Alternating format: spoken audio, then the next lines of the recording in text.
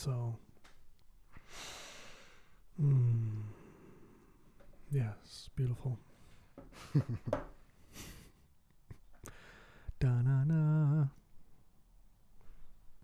Did you get the notification that we're live? Yes, sir. Okay, so it should pop up. But it will soon. Yeah. And then once you give me the go-ahead, I will just say the thing.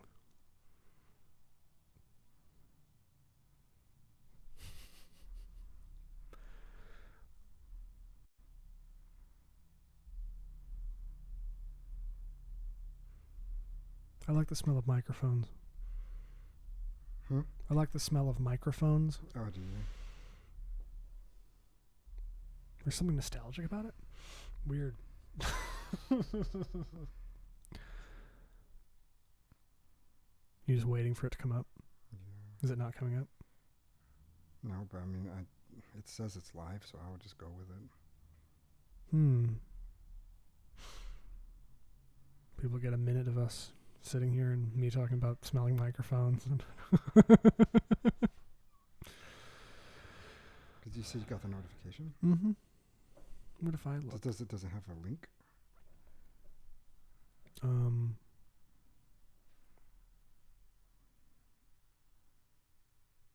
We're live. I'm looking at it right here. Okay. There it is. Okay, so yeah, that's anyway, welcome to Contra Gentiles, Season 3, Episode 22. Yeah, I'd really like to cut out that little weird part at the beginning of. Yeah, we'll just put the graphic up next time. I feel like Yes. it's like all the football players run in the middle of the stadium and then everybody just stands there in silence for like 30 seconds. Yes, yeah. And then everybody gets excited. It's like everybody sit and do nothing. Yeah. Anyway, we're whining. We have our own individual. All right, so today's a good day. Crazy, man. I'm cheersing first. Yep. Cheersing. Cheers.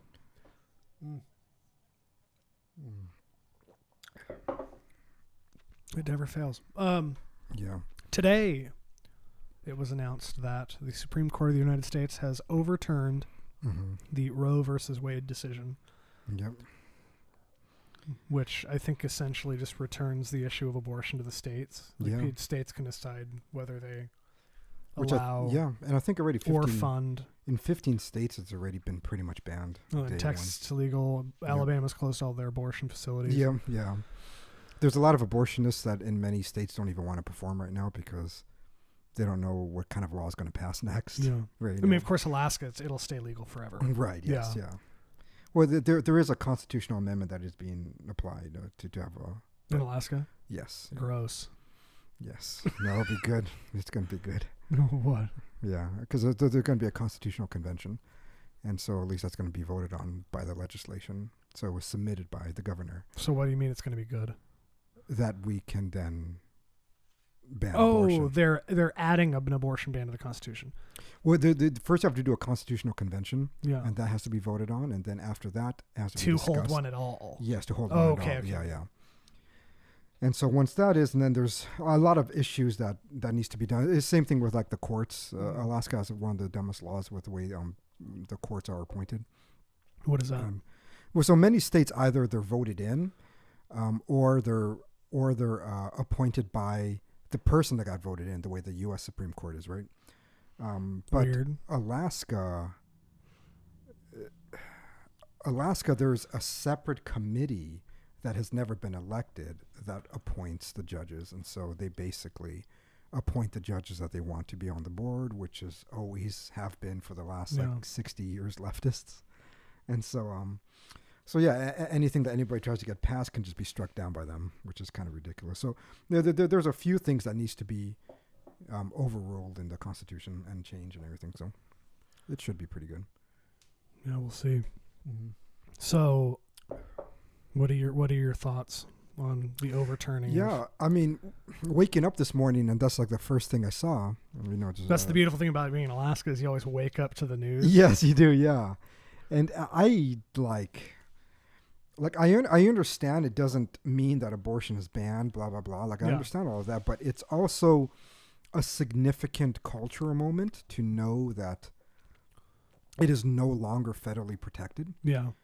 And it's something that if you were to ask me before Trump got elected, if that's ever going to be a possibility, I would have easily said no. Loud, yeah, so that's never going to be a possibility. I never thought I would see it in my lifetime. When Trump got elected, I was very hopeful. Yeah, because he kept saying that he's going to elect judges that's going to overturn Roe v. Wade. Judges, or whatever. Appoint judges. I don't know if they're legal autists. Yes, yes. Flip out. And I was just like, awesome, right? And so Trump winning was a very, I guess, hopeful moment in terms of being hopeful for America's future. For many reasons, and that was one of them. And then when things weren't getting that way, and then when he lost in 2020, like lost, because I honestly don't believe that he actually lost, but when he was cheated out of the presidency in 2020, I think for me, hope just completely died at that point. I was just like, well, it was a good run, it was a good try. Yeah. I thought things were going to be different, and it wasn't.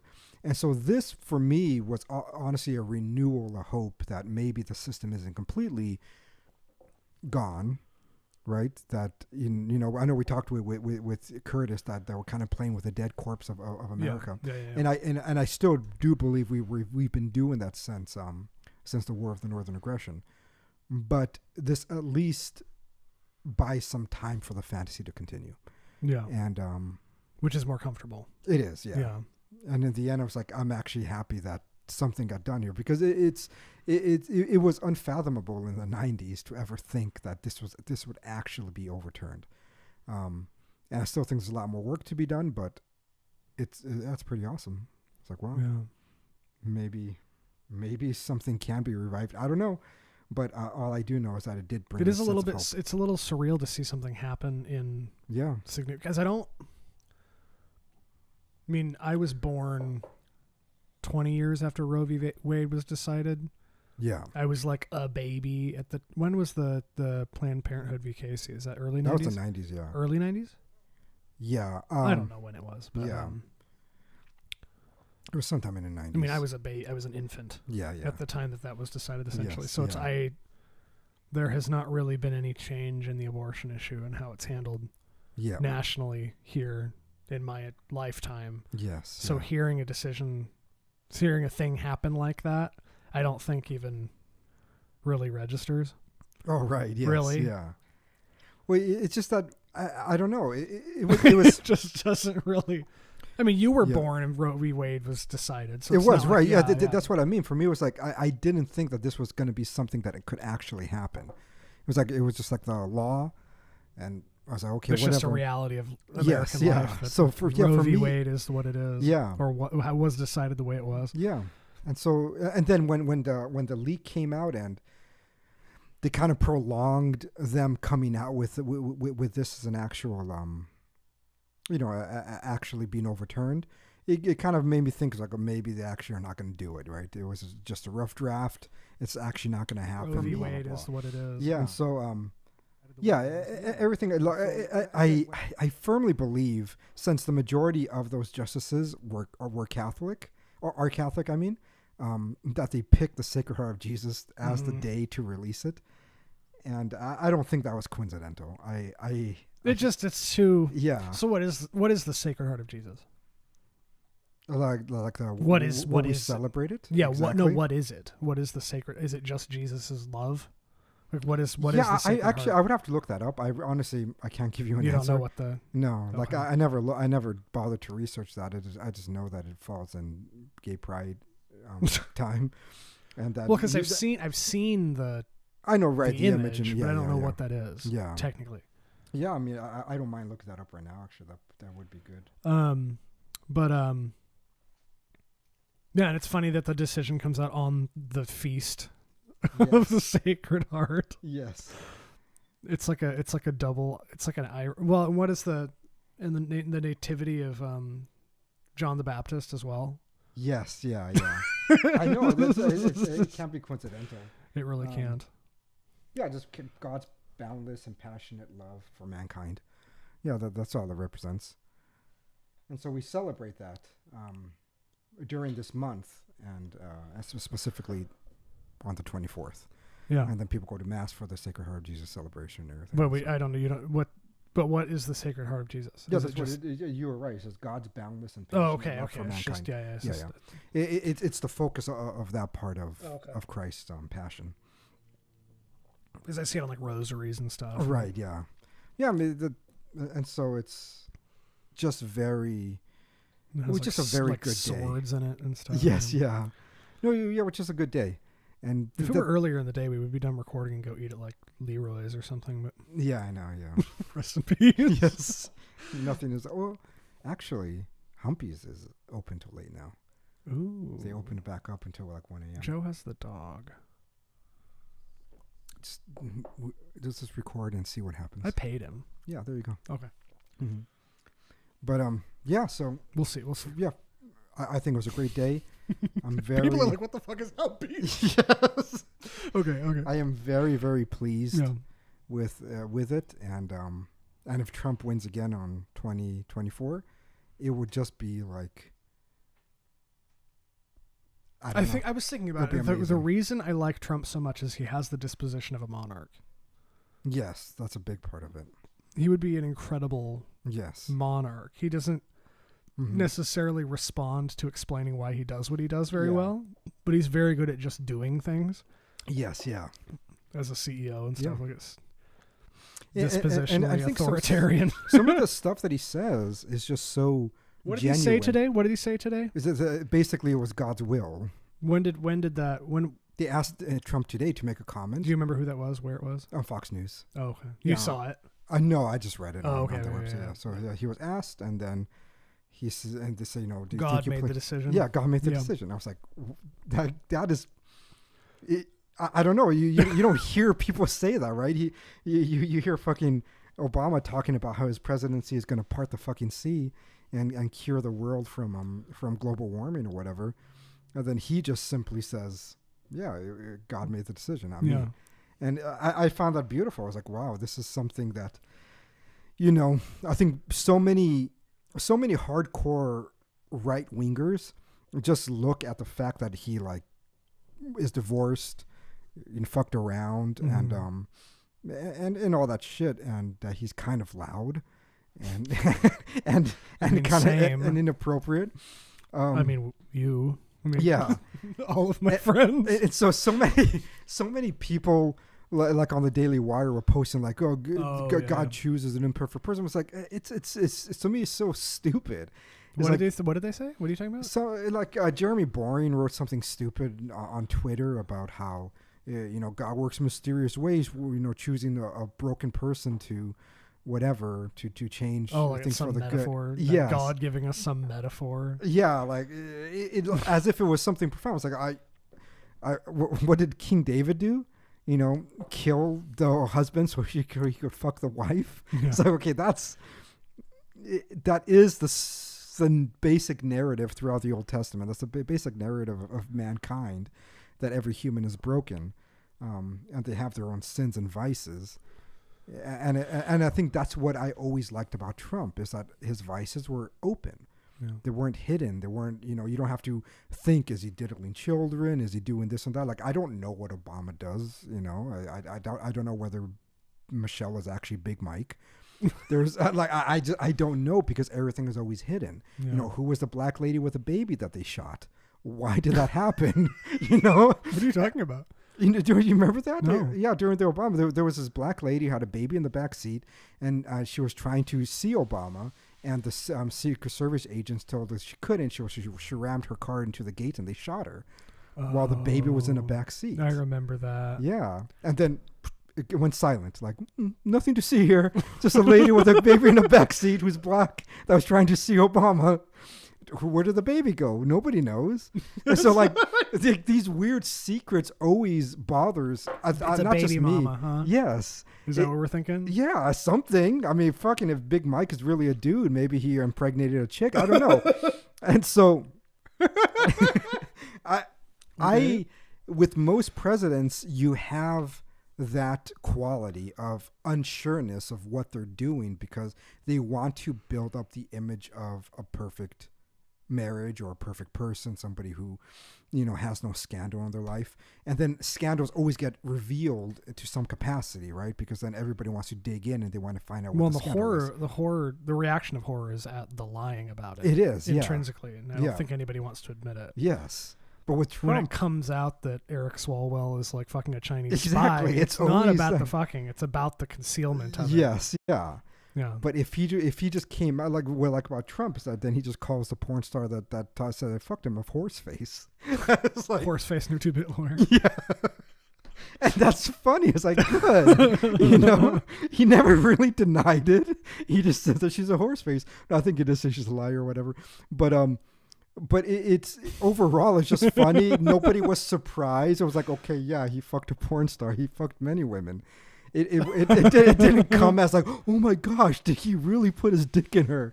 So, no, it just came with him. Like, that part of his life. He'd already been famous for so long. Yes, that it came along with him that he was, and always will remain, some kind of womanizing playboy type of person. Yeah.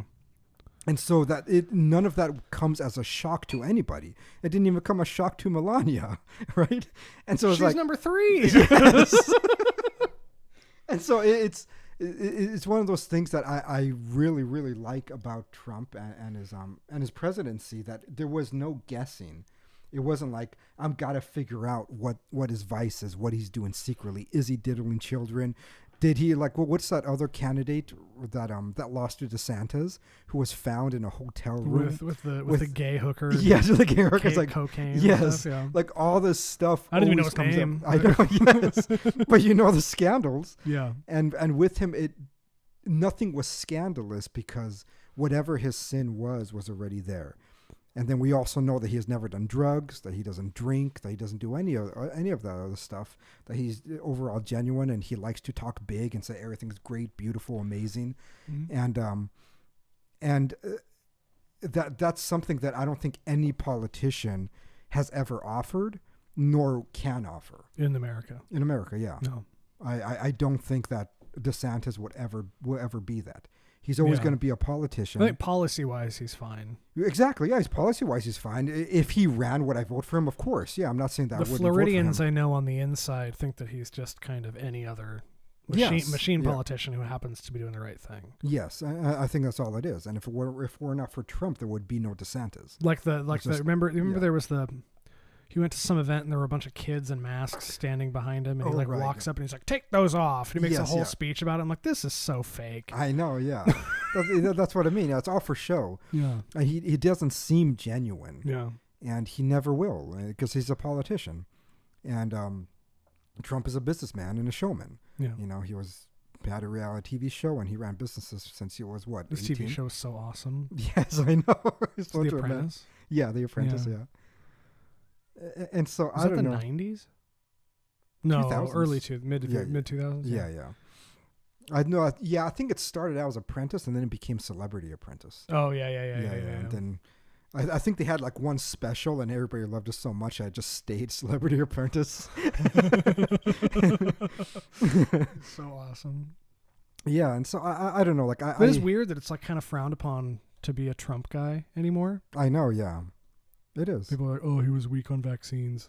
I know. That's unfortunate. Really, that's just, I think, just the people on like Twitter and shit like that. But like the average person who voted for him really isn't. Like I said, I think his base, when they did the polls, are still strong. And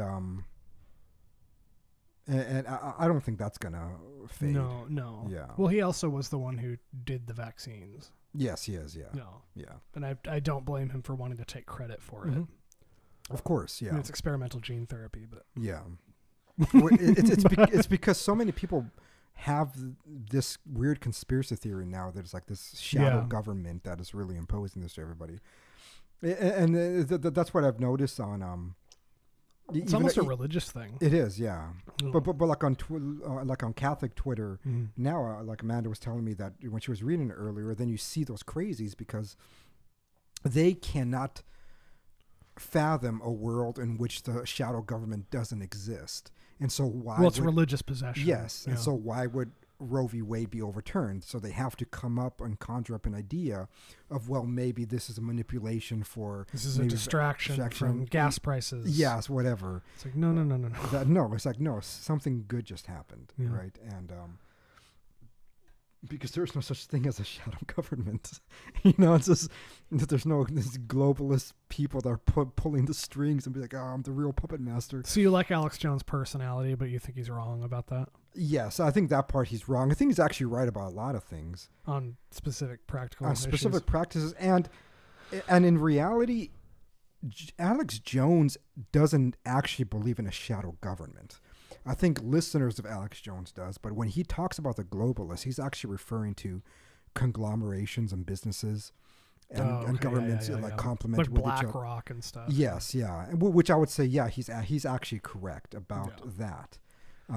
George Soros and stuff. Yes, but this was not controlled by them. I think this is out of their control. Yeah, and that's what's good about it. Well, that's why it's a religious possession as well. It is, that's how I've always kind of viewed it. It's the same way as like it has the same character as people who were super like COVID panicky. Yes, yeah.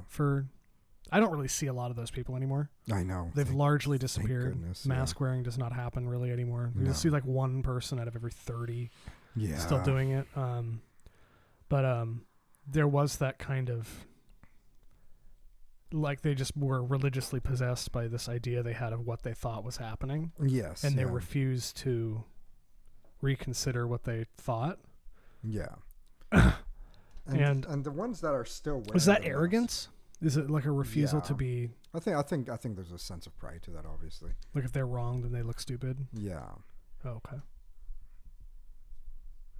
It's fine. What is that? Oh, I thought it was a woman screaming. That's fine. Yeah.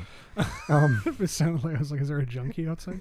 No, Yeah, I think so. Like the ones that still wear a mask are just, I think, doing it for show at this point. There's no way that they're actually scared of the virus. No. They just do it because they're used to it, or they do it because they're... I think they're used to it. I think it's to make a statement, that to distinguish them from the right from wing. the other, yeah. Mm-hmm. Yeah, I don't really personally interact with a lot of people who believe in like shadow governments and stuff. But yeah. Like the whole like Jew conspiracy thing. Right. Yes. Yeah. That they're really controlling everything. Yeah. No. It doesn't mean you have to love Jews, but I mean, it's stupid. I'm sorry. What do you think of that? What? The Jew, the idea that like Jews control everything. No, I know. Yeah, I think it's ridiculous. Yeah. Why? Because there's no real. Do you think it gives too much credit to human, like how the human's ability to organize action? Yes, for one thing. Yeah, like the example I normally give if I speak to anybody like that is that, well, you could take any basic workforce and people cannot agree on. And you're to ask them, what should we eat for lunch? Nobody's going to agree on it. No. And then you're telling me that for like 80 years, there's a shadow government that kind of agreed on everything and they're manipulating the way things are going. It's like, it's really not feasible. Yeah. That's not the way the world works, and that's not the way human behavior is. Well, this makes everything creepier. It's, yeah. I don't really even know why.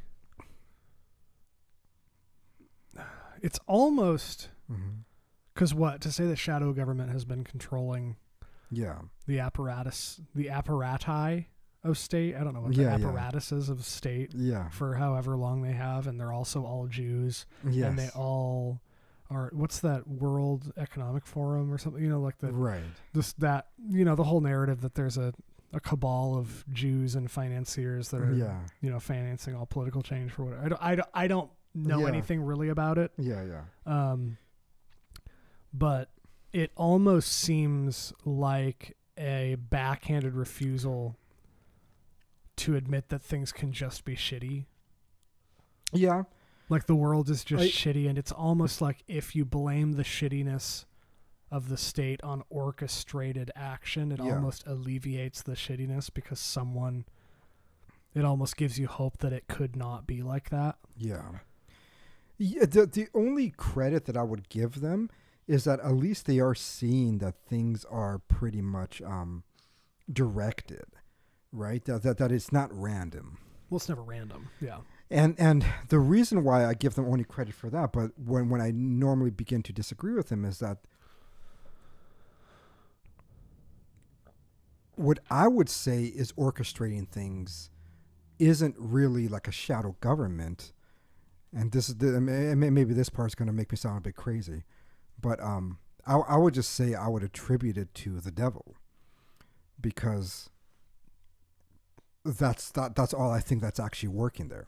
I think in the rejection of the devil, you have to replace the continuity of behavior to something. And so they want to posit a shadow government because you can't. Well, it's also a secular solution as well. It is, yeah. Because you can't really deny that there is a continuity in the last like 200 years of the way the things are flowing. Yeah. And so with that, 500 years. Yeah, 500 years. Yeah, to be more exact. What are you going to attribute it to? You're going to attribute it to the Freemason, Illuminati groups, or you're going to attribute it to a weird shadow government, or to the Jews, or whatever. I think it would seem silly to simply say that it's just random chaos. I don't think it is random chaos. I do think there's an orchestration happening, but I would attribute it to. I would simply attribute it to the devil. I think that's how it has been throughout history. What is the devil? The fallen angel, Lucifer. I know. I'm just. Yeah. What does that mean? Theologically speaking, what do you mean by that? I've never heard you talk about the devil before. Yes. Ever, so okay. So it goes back to the conversation. So it's a angels. Mind without a body. So it's a mind without a body that has fallen, and it has fallen because it reflects on itself rather than on God. Which is a privation of being. Yes, on its own. Can intellect. A mind be evil? Yes. Is that your phone making the sound? Yes. You turned it down slightly. Yeah. That's picking up in the headphones. Oh, is it? Yeah, you're good. It's just a way to monitor. No. But last week, I think this is an interesting continuity, is that action can never purely be evil because it partakes of being. Yeah. Objects or things or people can never purely be evil. A mind can't be purely evil either. Yeah, because it is. Yeah. Okay. It's still partaking in being. That's what. So Lucifer still partakes in being. Yeah, Lucifer is not purely evil. So what is the? This might be our angel episode. Yes. Yeah. I don't know if you need to prep for that. You said you need to prep. We can just talk. We can talk about colloquially and do something more organized later. But I'm actually interested now. Okay. Yeah. I'm piqued. Yeah. Thought boner, whatever we want. So an angel is a mind without a body. Mm-hmm. Yeah. So is that why? Well, I guess that would make. So when someone dies in a Protestant, view, in the Protestant view, many Protestant views, it's so wild and varied that you can't say the Protestant view, but you can say like pop culture Protestant. Pop culture Protestant. Yeah. The general Protestant view is that when you die, your soul goes to heaven. Yes. Yeah. Then you're an angel. Yes. Yeah. So that's why people are depicted as angels. Yes. But that's not what. No. Because in the Catholic view, I thought it was interesting. You explained to me one time really early on that like cremation was frowned upon because you were actually supposed to maintain the actual body of the person, because at the time of judgment, those judged worthy of heaven, their bodies literally would be made perfect. Yes, yeah. It would resurrect. And literally resurrect as Christ did. Yep, yeah. And so that's why all over Western Which does Europe, not make you a soul detached from body. Your body just is re-ensouled again. Yes, exactly, Yeah. That you cannot exist as a non-composite, because we are composite creatures. We can only exist. We can only exist as composite. And so so angels, so we can never become angels. Angels is a separate entity altogether, and angels is a mind without a body. Yes. So, but it's just mind. Yes, it's singular. And the only reason that that's possible is that would have to do with Aquinas' argument about how, or I guess both Aristotle and Aquinas, both are, you were, when I think it was our De Anima episode or the one before that. Yeah. Where he was saying that the mind is the only soul not dependent on the body to exist. Yes. Yeah. Because it doesn't deteriorate. Yes. Yeah. Which, do we need to explain what that means? I guess it's been long enough. Yeah. Yeah. It just means that if you were going to attribute it corporeally, simply like another sensation. Let's say you have this the sensation of sight, hearing, whatever, and mental process is simply another sensation with a corporeal body. Yeah. So when I say deteriorate, I'm saying if you hear something, if you hear a loud sound for long enough, you're desensitized to it over time. Yes. Yeah. And if it continues to increase in volume, and you keep being desensitized, you'll eventually go deaf. Yes, exactly. And with sight, if you're exposed to a bright light and you stare at it, you'll eventually be desensitized. And if they increase the light to match the original sensation, you'll be desensitized even more, and eventually going blind. Yes. Yeah. Like don't stare at the sun kind of thing. Yeah. I don't know about smell. Smells weird. Smell is the same way. Yeah. That's why if you live in an area where nobody uses deodorant, you're desensitized to the smell of BO. All of Europe. Yeah. Not all of Europe. Yeah, I know. Especially Central Europe. Oh yes. Yeah. They've changed in the last 10 years. Yeah. I remember in 2005 it was a different story.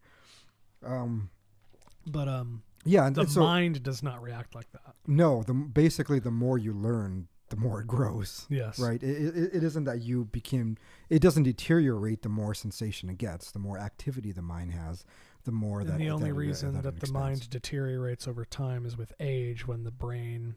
Yes, the corporeal body begins to deteriorate. Yes, but it's not the sense. Yeah, it's not due to the activity of the mind. Yeah. So the activity of sight does deteriorate when you do it too much, right? Yeah. But you cannot learn too much. Like, you just could keep growing and growing in intelligence and knowledge. Yeah. And so there is no... So that's why that is part of the argument as to why a mind is not dependent on the body. Yes, yeah. To exist. Yes, yeah. And for Aristotle, that was his main argument. Yeah. That there is something different between mental Yeah. Something different with mental processes that any other physical process does not have. So it's not a derivative process. That the mental process is actually an active process, not derived from the brain, but active alongside the corporeal bodies. Yeah, and that it is independent of it. Yeah. Is that what active means? Yeah. In that sense? Okay. Yeah. And so an angel... Yeah. I guess there's no way to know how they come to be. They're created. That's what they would say. Is there any narrative about that? Really? Not necessarily. There have been I believe it was a German philosopher, was it Fichte? that it might have been Fichte. Stupid. I couldn't even Google that. But he, I believe, argued that... I did. Wow, I spelled it right and everything. Did you? Yeah. Johann Gottlieb Fichte. Yeah. He's a German philosopher. Okay. And so there were a few... He was a German idealist. Does that sound right? Yes, okay. Yeah. He has a face like this. Yeah.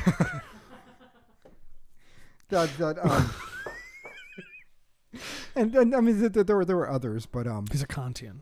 Yeah. Okay, I'm just making sure this is the right guy. Yeah. So he's more of a modern philosopher. He's an analytical philosopher. So most of his writings are going to be in terms of analytical philosophy. But there was commentaries on scriptural understanding of where the division of in the beginning, there was a separation of light and dark. So there are many theologians that... So it doesn't say anywhere in the Bible how angels came to be? No, just humans. Question, Baptists. Yes. Anyway. But some people refer to the separation of light and dark to be of that. And so the Jews have this huge narrative of angels, more so than... Because they have more than just the Old Testament. Yeah. But I think some of them was also folklore, it wasn't actually part of scripture. What does that sound? I don't know. Did you go check? No, it's fine. What was that, Amanda? The doors are locked, and so there's nobody in here. I know. I just hear a scream. Boom, boom. Hobo encounter number 2. They actually break through the window. We have a whole battle about it. Yeah.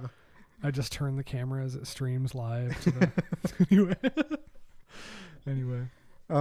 So there really isn't narratives of their creation, but they do speak of the angels. Is that why when someone says like a biblically accurate angel and it just looks like this insane thing, it's because you can't actually...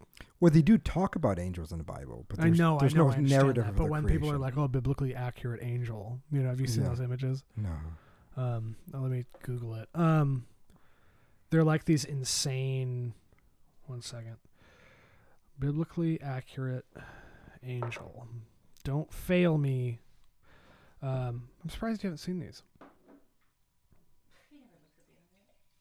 Like this kind of thing. Like that's an image, an example of something like that. Oh. Or like in Bayonetta, basically.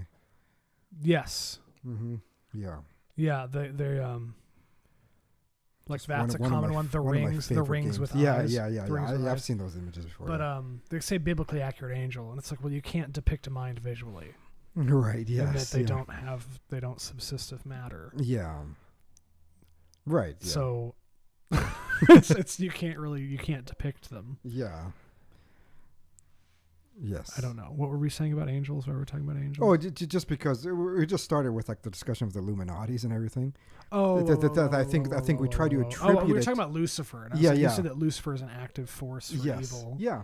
And I really do think that's where the continuity lies. And the more that people deny it, I think the crazier the theories are. And there is that famous adage where it says that Well, I think I just don't know what to do with that information. What do you do with that information that Lucifer is guiding? I mean, there's nothing really you can do except being aware not to be part of the Luciferian deceit. Because I guess I'm not understanding.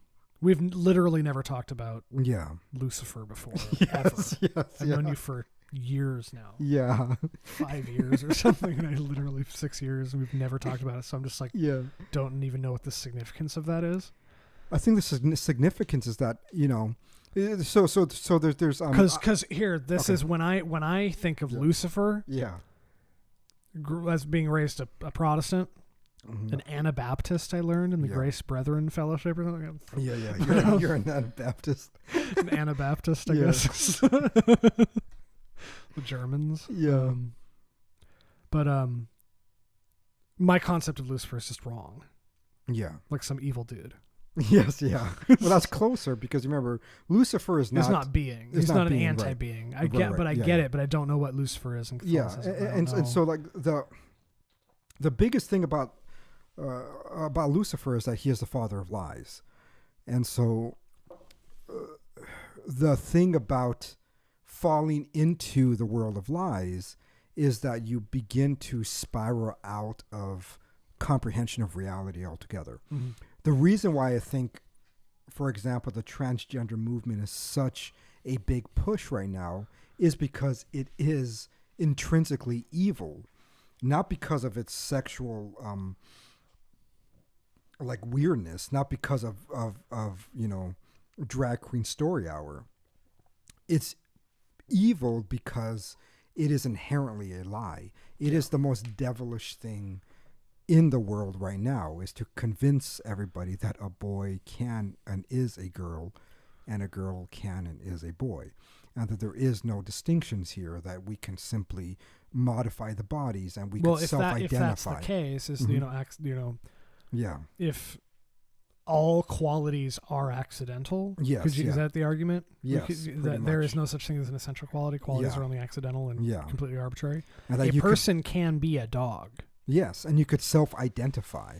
And so there's a thing about these lies that it always comes about with it, like the intrinsic nature of pride, is that you can determine reality. That if you're not accepting reality as objective, that there is no univocal state of being, but there's only like equivocal realities in which we all can simply manifest, you become your own God. And so the greatest evil from all of this is the lie that permeates throughout that, and why I harken back to Protestantism is that this is where the lie began. Is that the lie began when it was infused within a Christian world that you can be your own pope, that you can be your own translator and comprehension and interpreter of the Bible, that you don't need the church, you don't need the hierarchy, you don't need any of this. You yourself are wise enough to know it. You yourself, again, it goes back to the book of Genesis, can't become like gods. Yeah. You don't need all the sacraments. Just fuck it, interpret the Bible on your own. Mm-hmm. And that is one of the most evil things that happened there.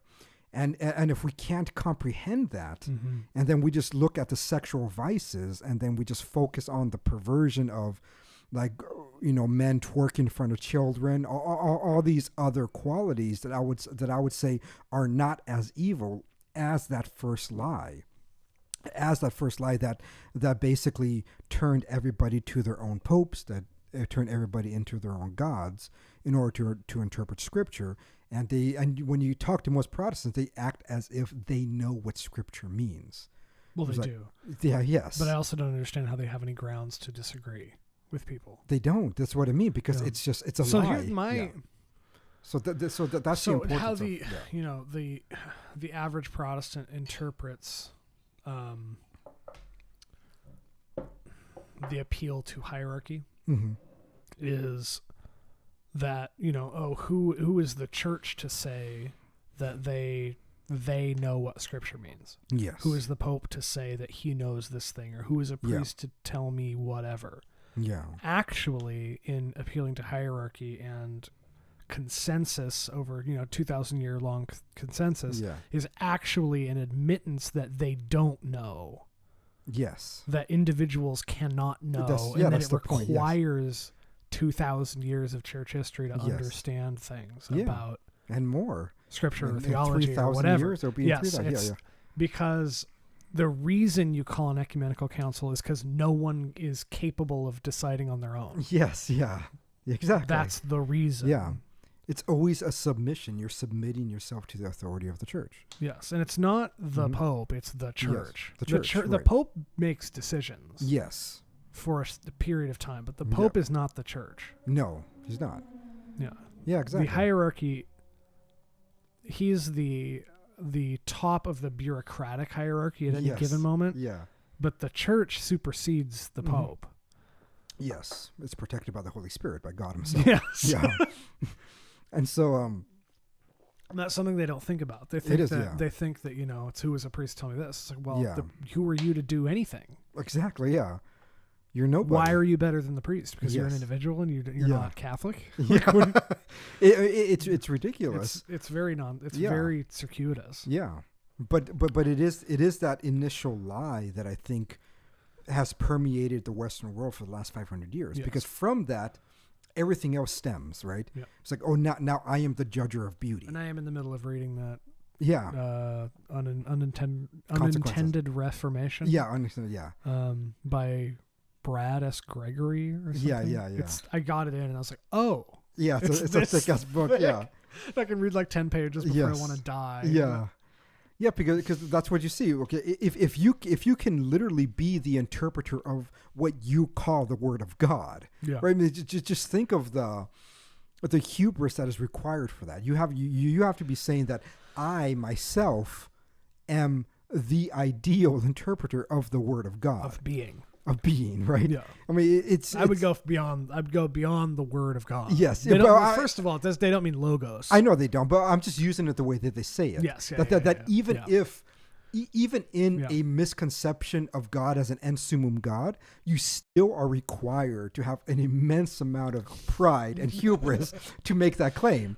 And then when you put it correctly in terms of God as the act of being itself, it's like, what you're saying is it's so absurd that there is no mystery why the rest has come to be.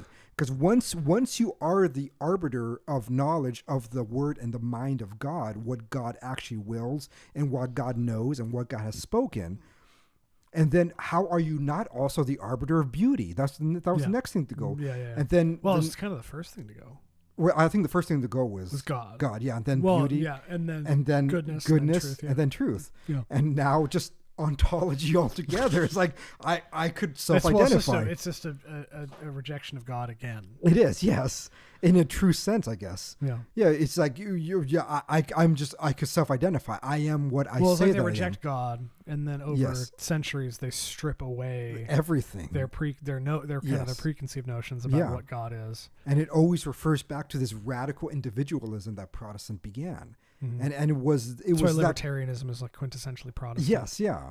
And it was that seed of lie that was planted into the minds of the Christians during that time period that kind of forced them with their own pride to break away. And they're, the only way to go back, and I've said this many times for anybody that has broken away from the church, the only way to go back is just to reject that little lie, reject that little lie and that little pride, and just be like, I submit, whatever. I submit. I am no longer the arbiter of truth. I am no longer going to be dictating. Like I was discussing with Pius X, it's the same thing. It was like, they still want to Pius X. Yes. They still want to. I know who you're talking about. There was two people talking about with that. Yeah. Oh, it's cool that you're getting more people talking to you online. And so it was like, you're still holding on to that pride. You're still saying that me. Oh, the SSPX holds on to pride. That I could determine this. That that these popes are invalid. Yeah, these people are invalid. How do they respond to that when you say that? And so it depends. Like one of them was simply saying that, you read the long chain that really was a lot of nothing. Yeah. But the other. Oh, that guy. Oh, yes. No. I know you're talking about. Yeah. And that was schizophrenic. He replied 73 times. Yes, yeah. But it was like random quote. It was kind of disconnected. I think he was. It almost was like he was copy and pasting an essay. Yeah, it seemed like that. Yeah. Yeah. But there really wasn't much propositions being made, and so it doesn't. I mean, we could go through it, but I would say it's not worth it. Yeah, I don't know if it's going to be worth it. Yeah, it's not. But I know. Yes. But overall, the problem always lies in that sense of non-submission. Mm-hmm. It was like it's too hard. It's too hard for somebody to say, even if I, in my deepest sense, don't like it, I'm still going to submit. And well, that's what we talked about last time. It is, yeah. Yeah. Because like the I think it was in a gospel. I know it was in the Gospel of John. I can't remember the exact part of it, but it was the Gospel of John when Jesus told them that you must eat his body and drink his blood, right? Yeah. And then the people were murmuring amongst themselves, and essentially many of them just walked away because it was too hard. It was like it's too weird. It's too weird. It's like I can't go with you here, man. That's basically what they're saying. It's like this is too much. I can't go with you there. Yeah. And so they left, and then he turned to the apostles and says, "Will you leave me too?" Mm-hmm. And this is a very crucial moment because I do think this is the conflict that many people who are raised Catholic also go through in a variety of different ways. One of them could be because someone like Pope Francis is more seemingly open to like the globalist he's an agenda. Argentinian socialist. Yes, exactly. Yeah. Right. And so because of that, it's like it's too hard for them to say, "I can't go with you there." Right. You know what? I've kind of deep dove. Yeah. I have dove. I have. Did a deep dive. Divin. I have. Divin, yeah. Dived. Yeah. Dived. Yes. I hate past participles, Amanda. I have divin into some of the stuff that he said and the criticisms of him. I think he is actually quite excellent at not infusing his personal political positions into what he says on an official capacity. Yeah. He's actually very good at it. Knowing how personally left-wing he is. Yes, yeah. He's actually very good at just maintaining. He is, yeah. Like if you actually read his text rather than what is being said about him, he never really says anything heretical.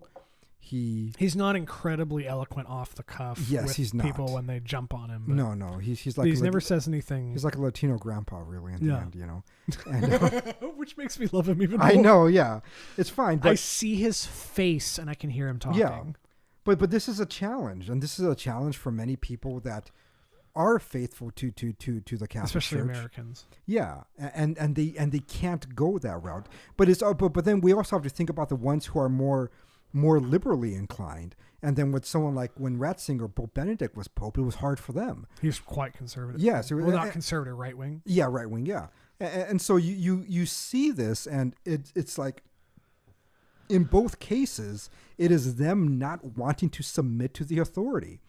And I don't think that's something that one can really deny. You could go in a weird way by trying to claim that he's not a proper authority because of some kind, some kind of abuse in a church, and so because of that, you can't really claim that he's properly Pope because only God can really elect the Pope, and the cardinals are not really electing the Pope. It's like people make that argument that God elects the Pope and the cardinals don't. Yes. What does that mean?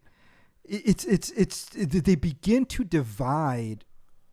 Again, the root of heresy is always making a conjunction to a disjunction, right?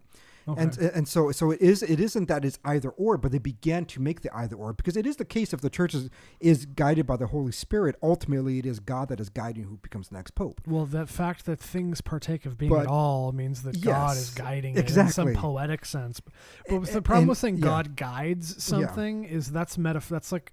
It's analogical language. It is analogical, but it also is true that the Catholic faith believes that the church is uniquely protected by the Holy Spirit. Of course. It's not going to collapse. But I'm saying is I think that people don't construe God guiding the hand of John writing a gospel doesn't literally mean that a being grabbed the hand of a guy and wrote it through his body. And I think that when I hear if I were to hear an American Catholic say God elects the Pope, not the cardinals, that's where I would go. Yeah, and that's what it is essentially. Is that they're not looking at it holomorphically. They're looking at it as a separation, that there's God and then these people dissented from the will of God, and so it isn't. So the Pope that was elected, and so then the Pope that was elected isn't really legitimate, and blah blah blah.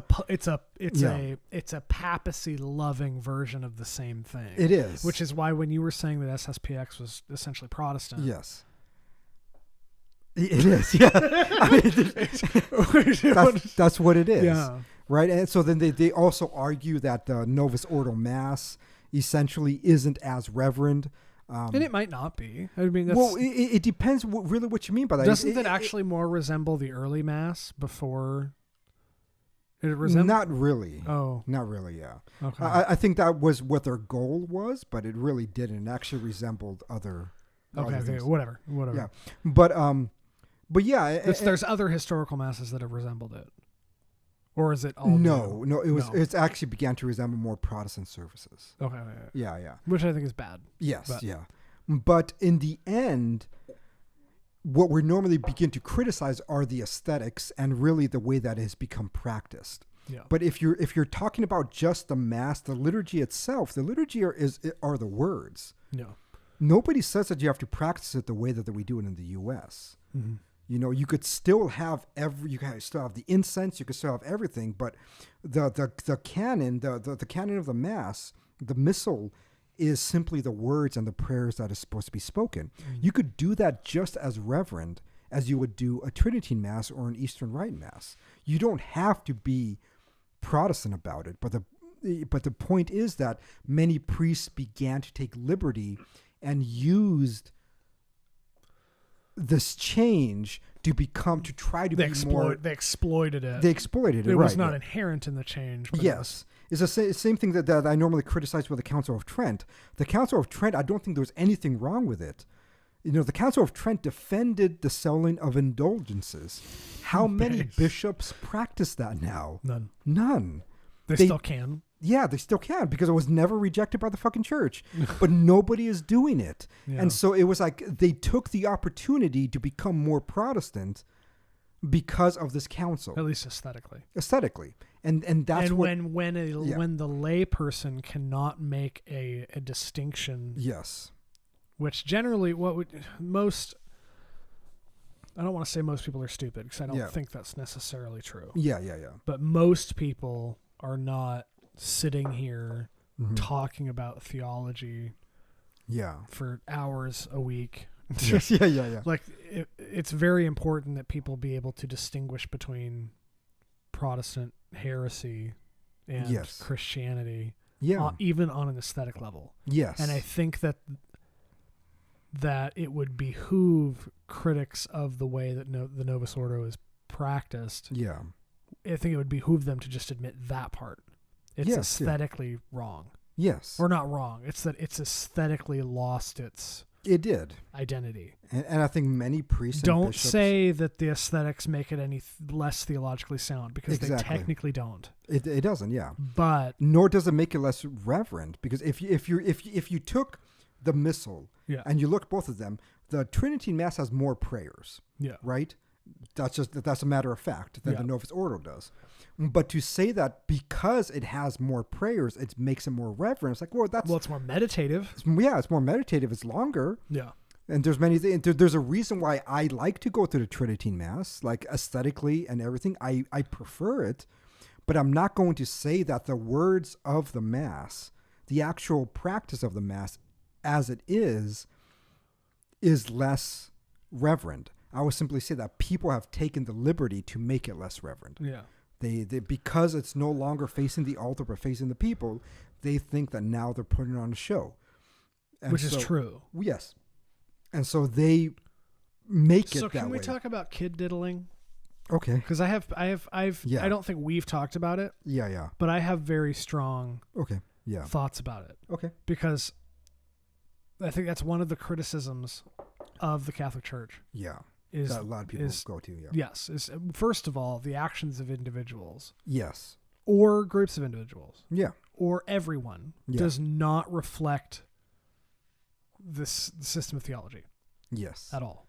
Right. Especially in Catholicism, because Catholicism is constantly espouses that everybody's super fucked up all the time. Yeah. So when you say, well, those people did that shitty thing, it's like, yes, and? Yes, yeah. It's literally should be a yes and reaction from Catholics. I think that Catholics do too much distancing from it. They do. I agree. Because it's like, no, everybody's fucked up. Like, yes, there needs to be more of an admittance of that. Of the reality of it. Yes. And also... But I think a large part of it because it does require a lot of explaining. Yes. And that's something that I think they're not able to do. That the dynamic between priests and altar boys or whatever was largely not present before Vatican II.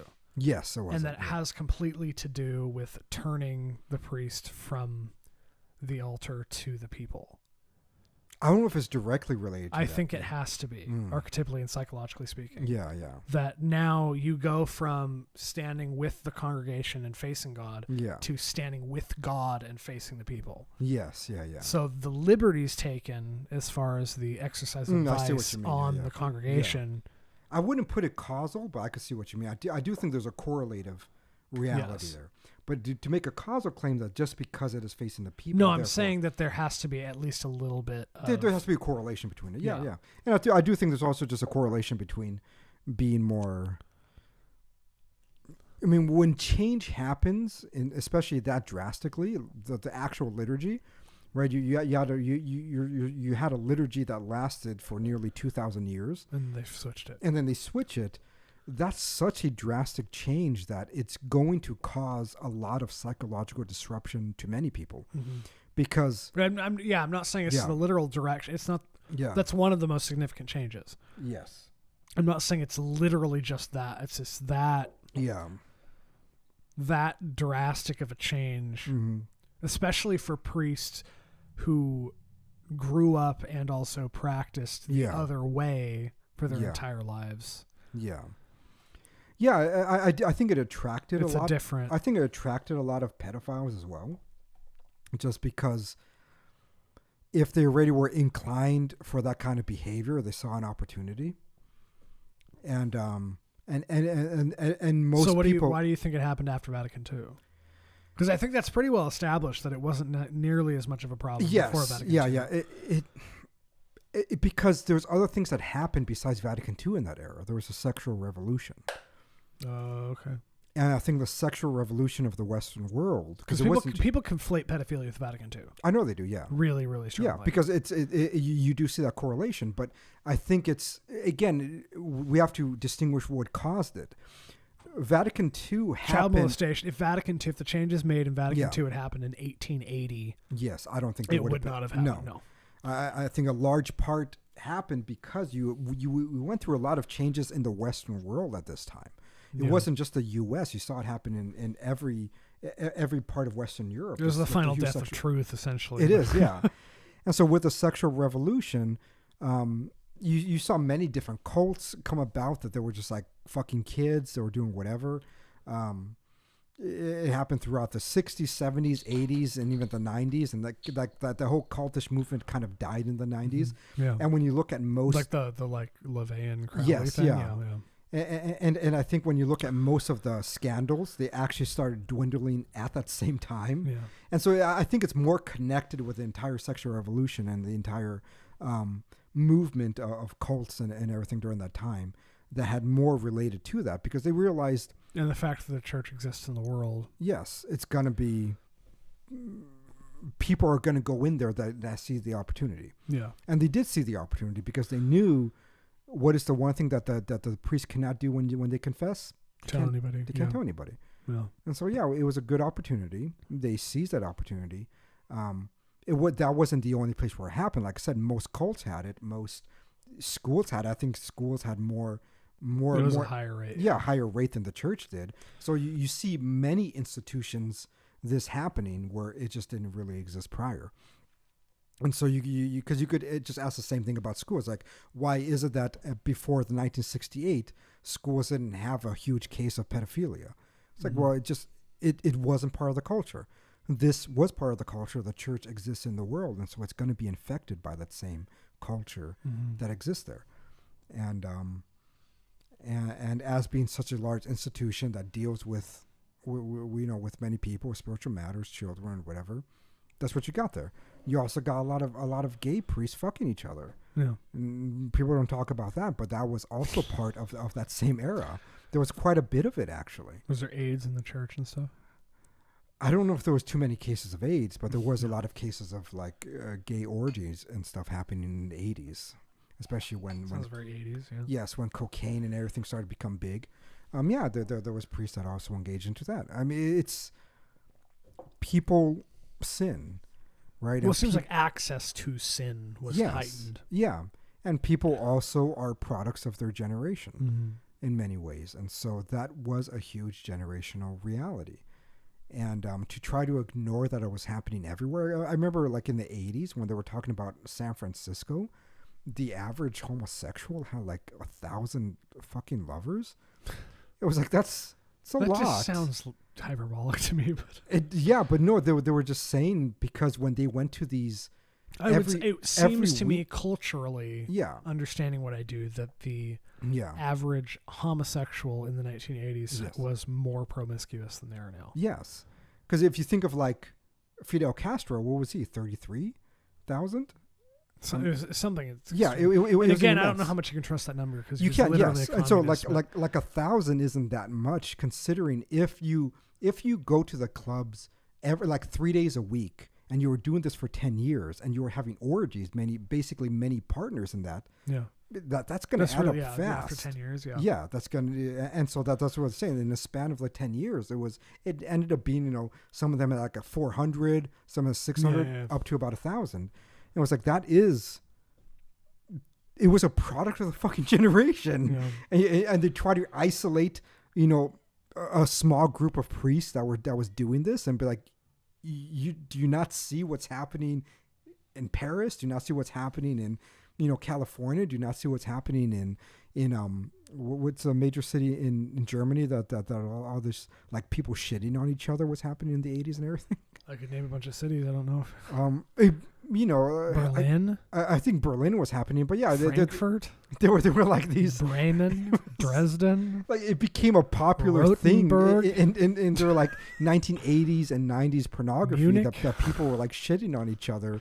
And doing all these weird the Germans have sexual been fucked for a long time. Yeah. They still are. But what I'm saying is that all of this weirdness happened at the same time culturally everywhere in the West. And there was no institution that was immune to it.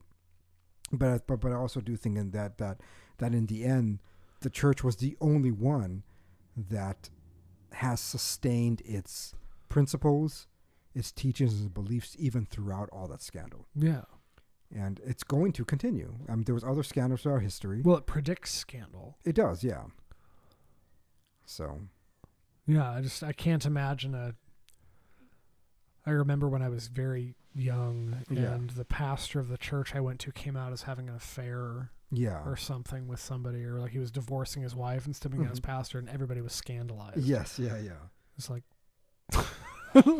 So he did a thing that millions of men have done throughout history because men are men and gross and pigs. Yes, yeah. Everybody's freaked out about that. Yeah, it's ridiculous. Yeah, because I remember when my dad died. Mm-hmm. I obviously won't go into specifics. My dad, everybody has vices. I had mentioned a vice that my dad had that I knew about. Yeah, could be anything. Yeah. And my sister was like, "Why would you tell me that?" And then her view of our father was damaged. Yeah. Wow. It's like, how dare you? Yeah. Oh, sorry, your dad was human. Yeah. Right. Again, I don't think it's a big deal anymore, but I just remember that moment where it was just like, I was upset that she would know that. Yeah. About our dead dad. And it's just like, that brings me comfort to know that he was human. Yes, exactly. Yeah, it brings comfort to know that. Yeah, he. Because the ways that I'm fucked up, I know the way that you're fucked up. They're like they're kind of hyper specific, and like, you and I both struggle really severely with like a few specific little vices. But like, otherwise, we're fine. But right, yeah. I think we can sit here and have these conversations like we do because we know that. Yeah, I agree. Yeah, and that we accept reality. We accept the human person, regardless. But it's not my responsibility to condemn you for anything you do. And the other right, way yes, around, yeah. It's not neither of ours. It's God's. Why would I want that responsibility? Yeah. How exhausting that would be. Yeah, I know. Shit, man, we condemn everybody, but even ourselves immediately. No, for waking up.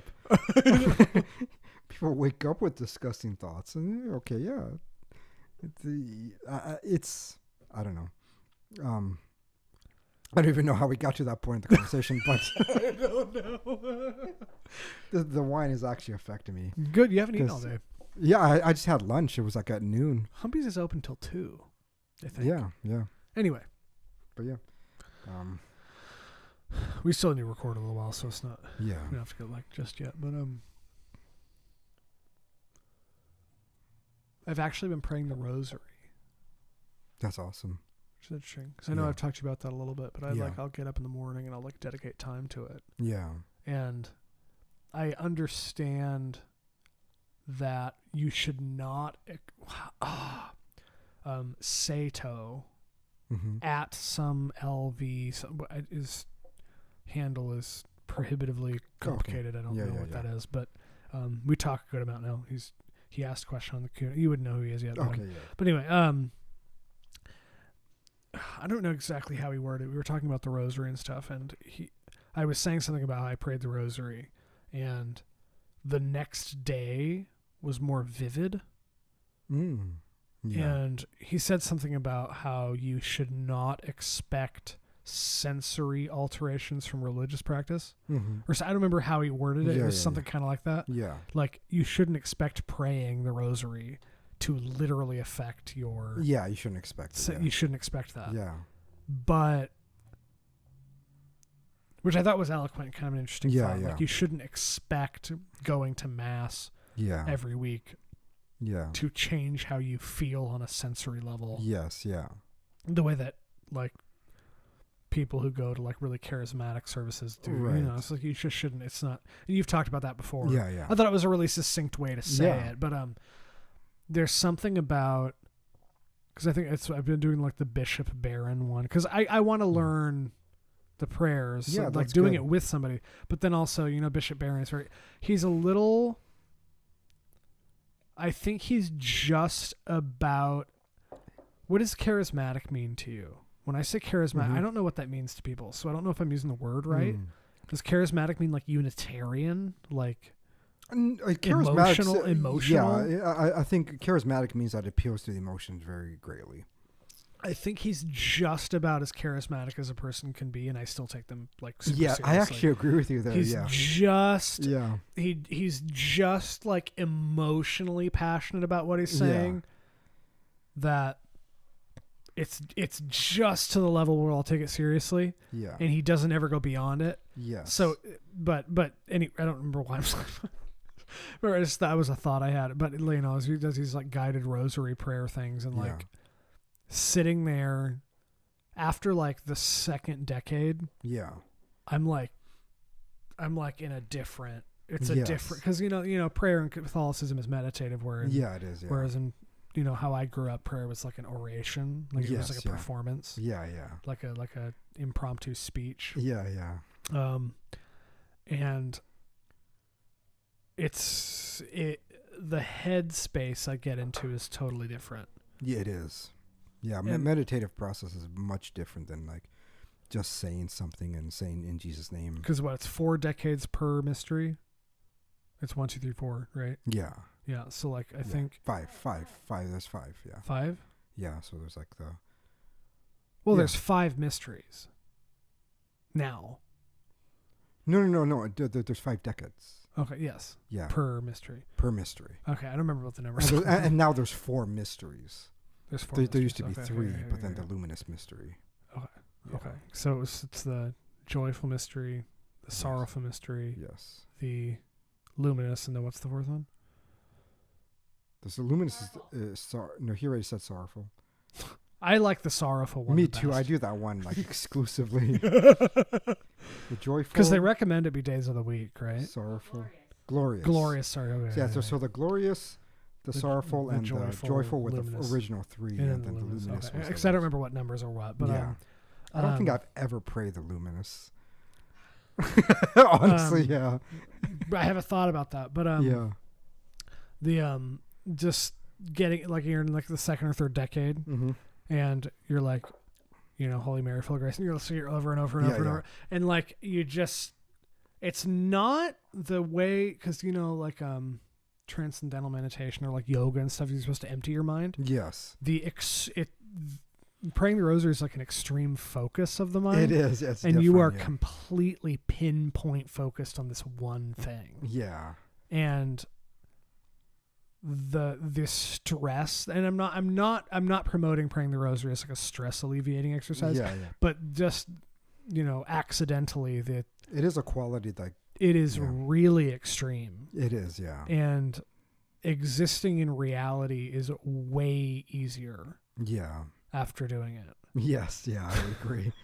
No, yeah. And again, I'm not talking about the rosary as a prescription, you know, it's like to alleviate anxiety. It's just like that does that. It does. You ought do it. Yes. But that shouldn't be your goal. No. It's an outcome. It's a thing that you do. Yeah. But with the luminous mystery, I think that, why do you not like the luminous mystery? Or why do you not care about it? Is it because it's new? I guess. Because so here it is. So you know the story of the rosary, right? It was like 1110 something. It was revealed to somebody. Yes, and so the Virgin Mary. Yes, it's the Virgin Mary revealed to who was it? Saint Dominic. Yeah. She's on it today. Yes. So revealed, and so this was a direct message from the Mother of God to Saint Dominic, and so there's something unique about that. Yeah. The luminous was presented by Saint Pope John Paul II. Oh, okay. So it's just kind of a weird. Yeah, and so and the other thing was that the three was related to like the Trinity. Adding a fourth, like, why? Oh. Right? Like there was a reason why. Who introduced it? John Paul II? Yeah. And so he wrote his own catechism.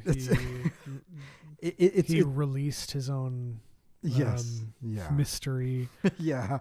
Okay. He released it for the Millennium generation. And so it was at the 2000. Because I don't think it's wrong. I don't either. I mean, I'm in this. You know that group chat I was talking about Catholics is Cato. He made a very good point that it doesn't really matter because it's still a meditation on the life of Jesus, and it's accurate theologically. So really, does it matter? It's like it doesn't really, but. I don't take it serious. No. Yeah. And I think that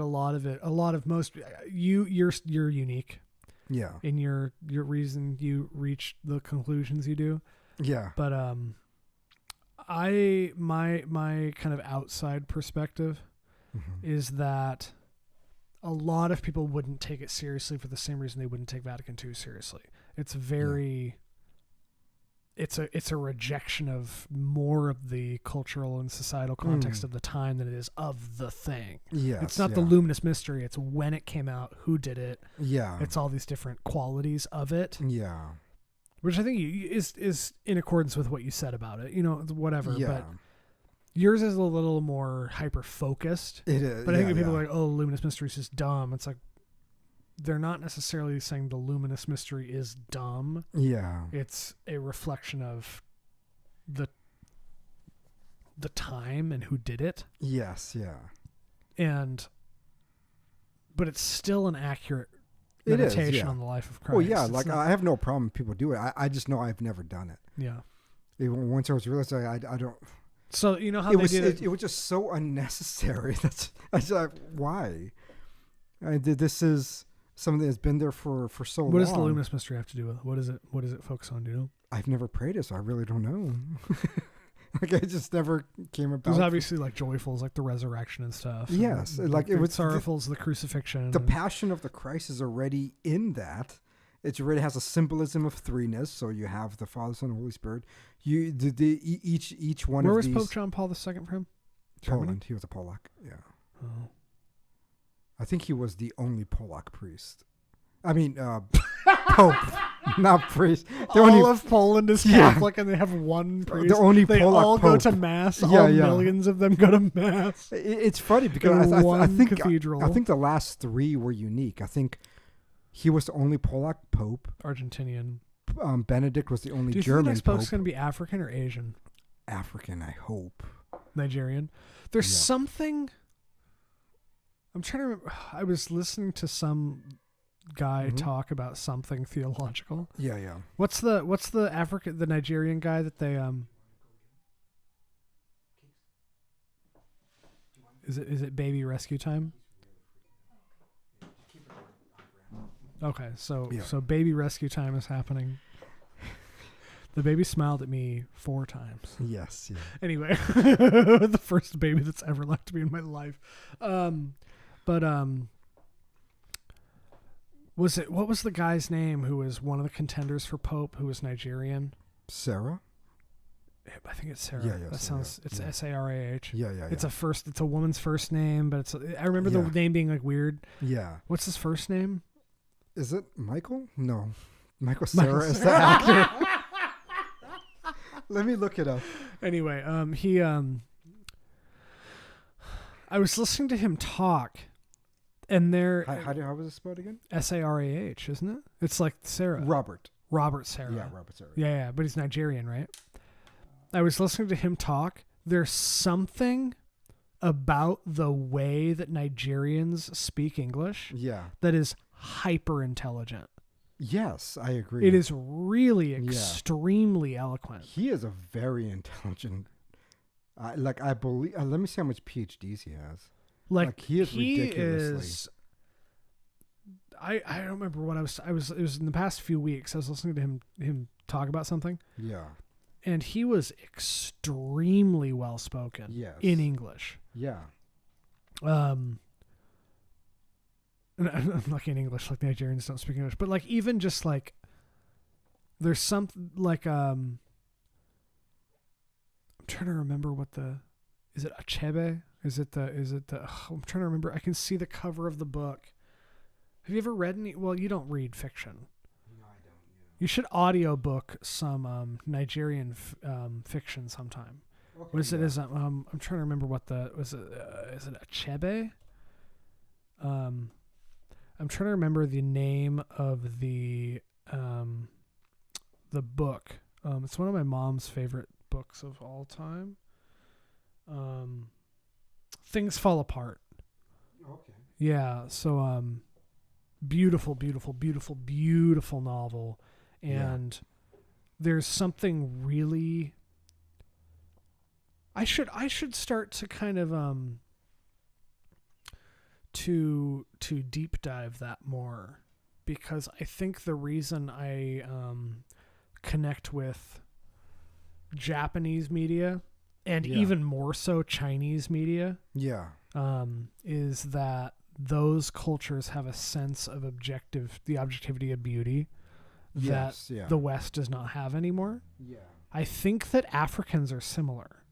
Oh, they definitely do. I agree. Yeah. Yeah. Because like that To Live book that we went through. Yeah. Which I think that's a good episode. It's a good episode to go through. I think To Live by Yu Hua.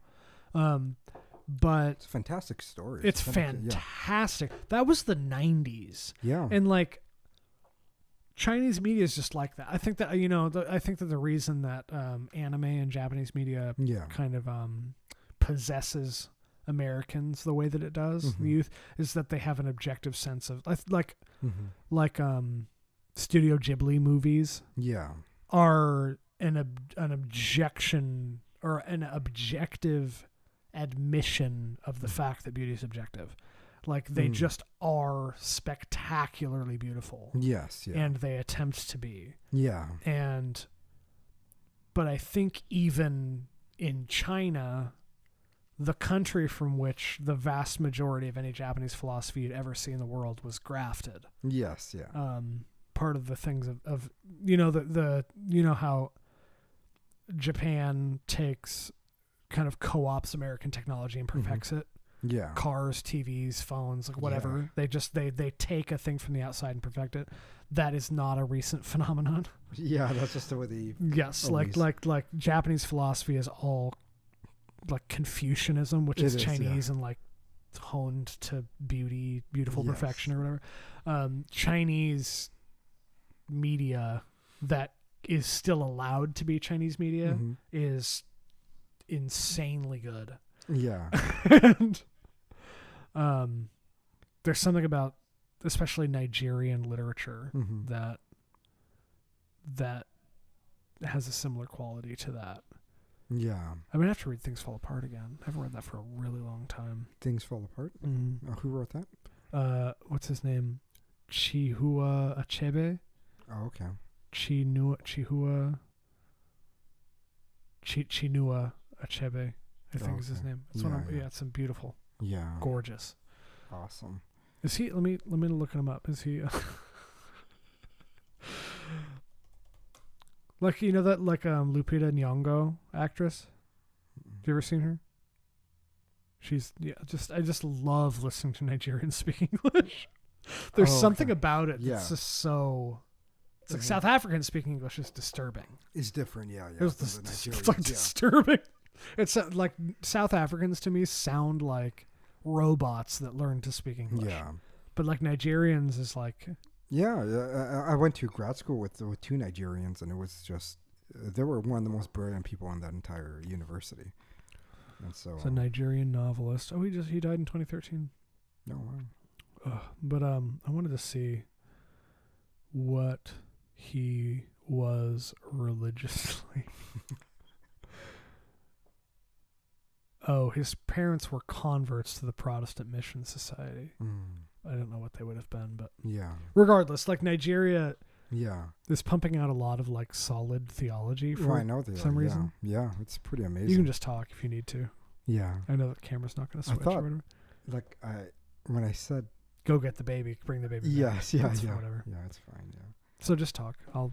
No, I don't have much to say about that, but I just think I do think hopefully the next Eastern Asia and Africa are like, well, in South America. Yeah.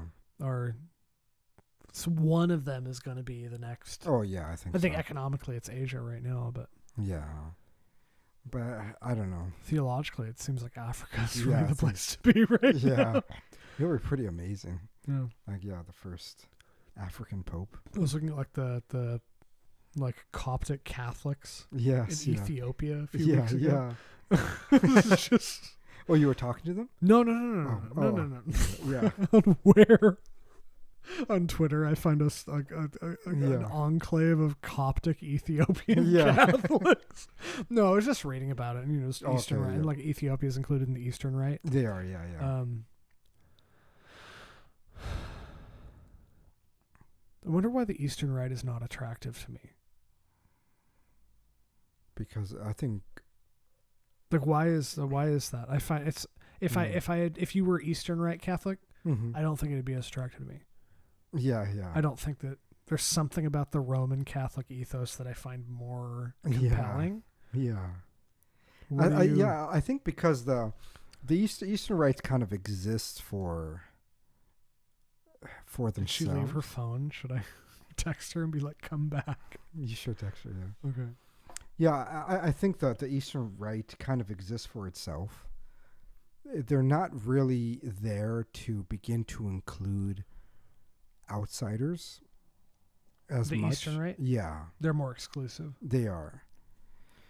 And so I think that's why it's not that attractive to you, because it's not really made for that. They're there for its region and to attract the outsiders of the region. Is that why it's weird to you when like non-Slavs convert to Eastern Orthodoxy? It's even it's weird for them too. Like it's not just weird for like Westerners, for them as well. It's like and there's very strict rules of like in a Catholic faith to do that. Is that if you're raised in a Roman church, for example, and you want to join the Eastern Rite, you can only do it once. You can't like flip back to the Western church after that. So you can't. Yeah. There's no returning. No. What do you mean? Like explain that process. I don't know how much you know about the process, but yeah, and so I kind of know about it quite a bit because of one of my friends did this, and so he was raised in the Western church, but he was really disillusioned by all the mess that was happening and everything, and so he did a special request to join the Eastern Byzantine Church, and that's pretty easy to do. It isn't that difficult. And then he got into there, but once he got into there, he can't just go say, I kind of changed my mind, I want to join back to the Western Church. Once you do that switch, it's for life. And so any sacrament that you get has to be done in the Eastern Rite. And so what ended up happening... What about the other way? It's the same. Is that when you leave, you're making a commitment. And if you're making that commitment, you can't just be half-assing and be like, I'm just going to flip back and forth. And so when he found someone to marry, he wanted to get married in the church that he grew up in, which was a Western church, and his wife, his fiance was part of the Western church. And he belonged to the Eastern church because he did the full deep dive, right? He got like his what was it? His confirmation through the Eastern Church. Like he was in there from the age of like 16, and he never looked back. He want to go back there. But after some time, he wanted to get married, and then so he had to write the bishop to get special dispensation to have the Byzantine priest give the sacrament in a Western parish. So the separation is that. It is strict. It is still that strict. And so then he was granted, he thought he was granted it, but he submitted the request too late, which didn't give them enough time to do the proper paperwork. And so the Byzantine priest that he went to the church with could not perform the ceremony in the Western parish. So it's confusing to me. Yeah. Again, as an outsider. Yes. Why all this? No, it's just like, why, if they're both in communion with the Pope, why it's that complicated? Because it's not saying that one is invalid. No. But it doesn't. Yeah. How can they be the same? They have their own bishops. I understand that, but they're in communion with the Pope. Yes, but there's a hierarchy to go through. And so for example, there's St. Nicholas here, that is Byzantine Catholic Church. Their bishop lives in, I believe, Minnesota. I could be wrong, but I believe it's Minnesota. And so to get anything... Are the rites that different? Yes, they're separate. So like they don't call them bishops, they call them patriarchs. And that's the Eastern Orthodox, or also in the Eastern Rite. And so even in the Eastern Rite, in communion with the Catholic Church, they call them patriarchs. Yes, and so you have the patriarch of the Eastern Church, but they're still in communion with the Pope. They're communion. So with the it's almost like there's two separate churches, both in communion with the Pope. They have different lines because when the apostles spread, they began to appoint, not appoint. What's that term called? What's that term called, Kix? Oh. Nominate. Not nominate. Institute.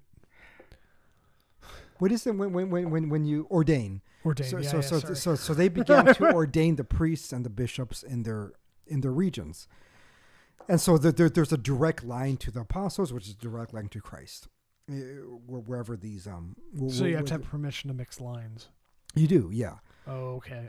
And well, that makes more sense. Yes, and so the patriarch, the bishop who controls the Byzantine parish here in Anchorage, also controls the Byzantine parish, I think, in Seattle and many of these different regions, right? Mm-hmm. So that is his archdiocese. His archdiocese is inclusive of Anchorage, Minnesota, and I think like North and South Dakota, whatever, because it's a smaller. Well, the Eastern Rite is way smaller. It is, yes. And so he has his rule.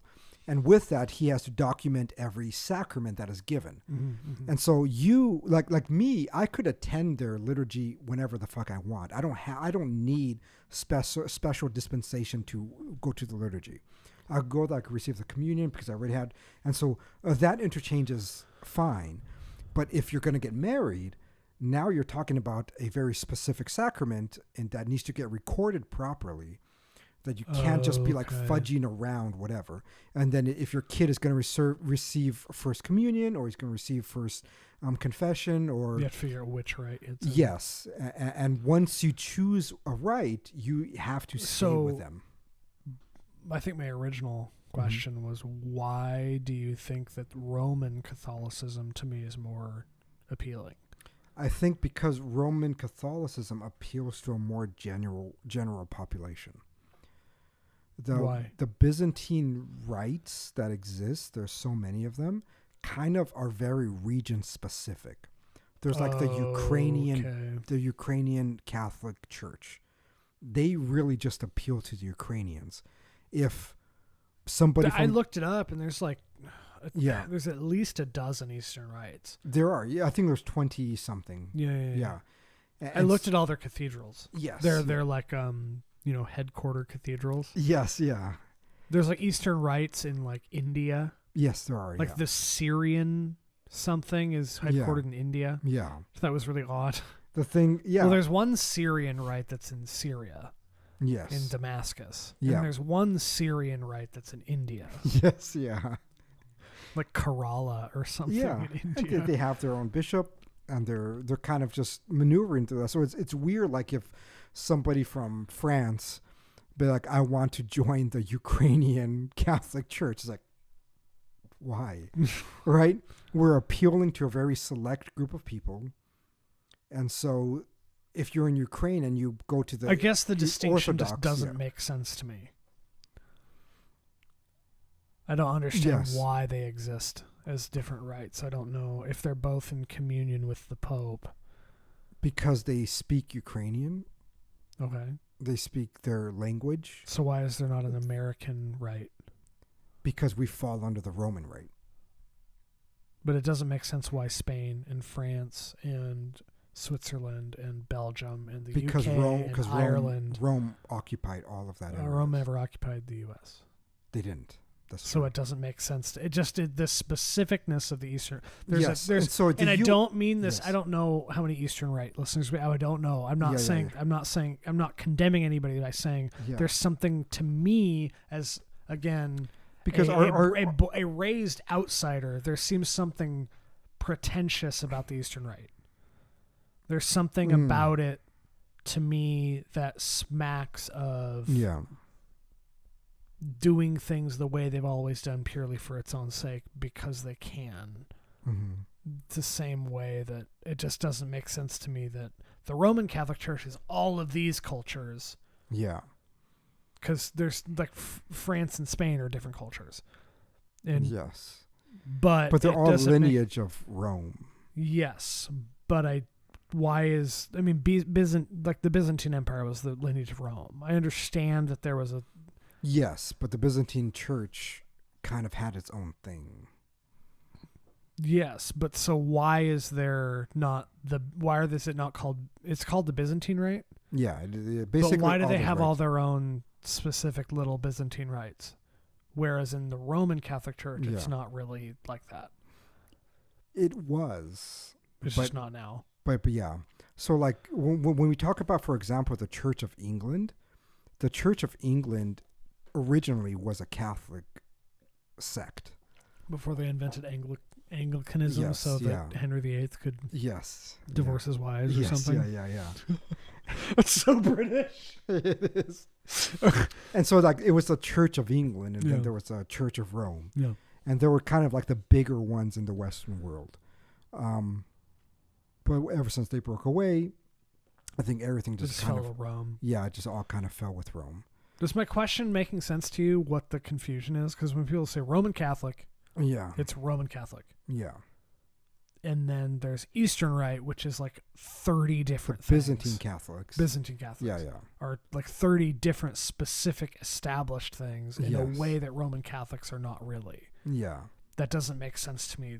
Because a lot I understand that they're appealing to regions. Yes, but and a lot of it is historical. The beautiful thing about the Catholic faith is that you don't distinguish the reality of history and the corporeal bodies with the spiritual aspect. No, I get that. And so the big division was Rome, the Roman Empire, and the Byzantine Empire. Yeah.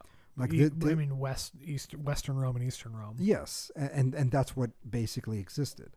And so because of that, there is a tradition that existed in Byzantium that is its thing, that's still in communion with the church. And then you have the history of the Rome, in which the Bishop of Rome, the Pope, resides.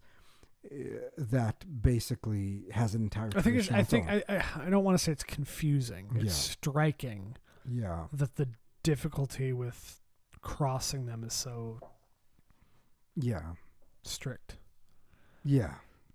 If they're both in communion, if they're the same religion, it's odd to me that the crossing is so strict. I mean, could they probably loosen it up? I guess. Like theologically, it doesn't make sense to me that if they're in communion with the Pope, and they have the same catechism. Yes. It doesn't make sense to me why my wife is Eastern Rite, I'm Western Rite. We have to apply for paperwork for some special bishop to do one or the other in a different. Well, they have to agree on it. Yeah. It just doesn't. It just seemed. I don't know the word. I don't know if the word's pedantic.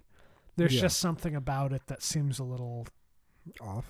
I think striking is the word, because I'm not saying my response is accurate or justified. It's just like, oh, that's weird. It's the same religion, but why these two rites are so separate.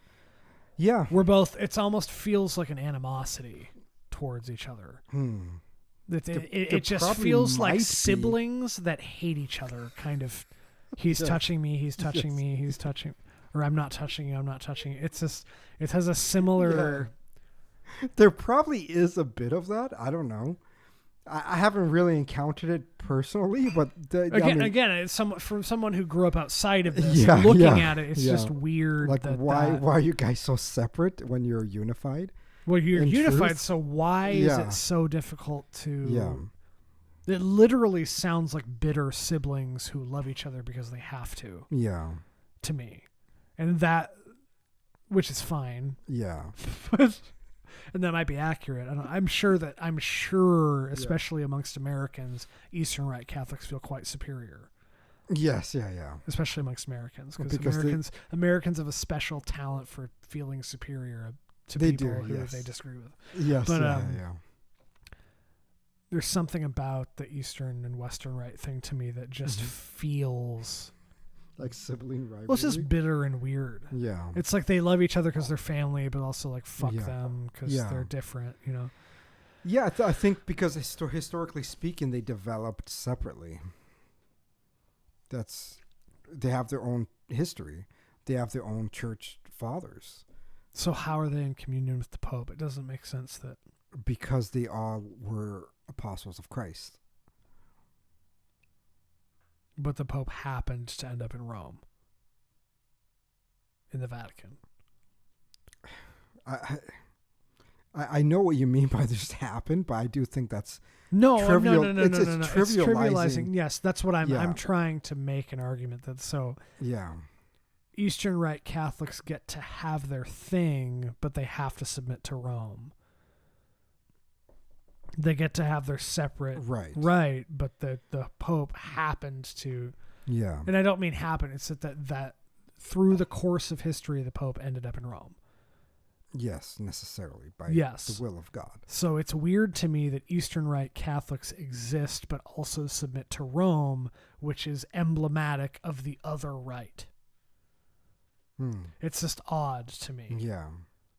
But then also Eastern Orthodox exists, which just rejected the Pope. Yes. And I understand it's a lot of history to untangle. It is, yeah. But it's the Eastern Rite Catholics are odd to me. Yeah. Because the Pope is in Rome. Yes. And Roman Catholics are called Roman Catholics because of the lineage of Rome. Yes. But then Eastern Catholics have their own thing and are still in communion with Rome. Yeah.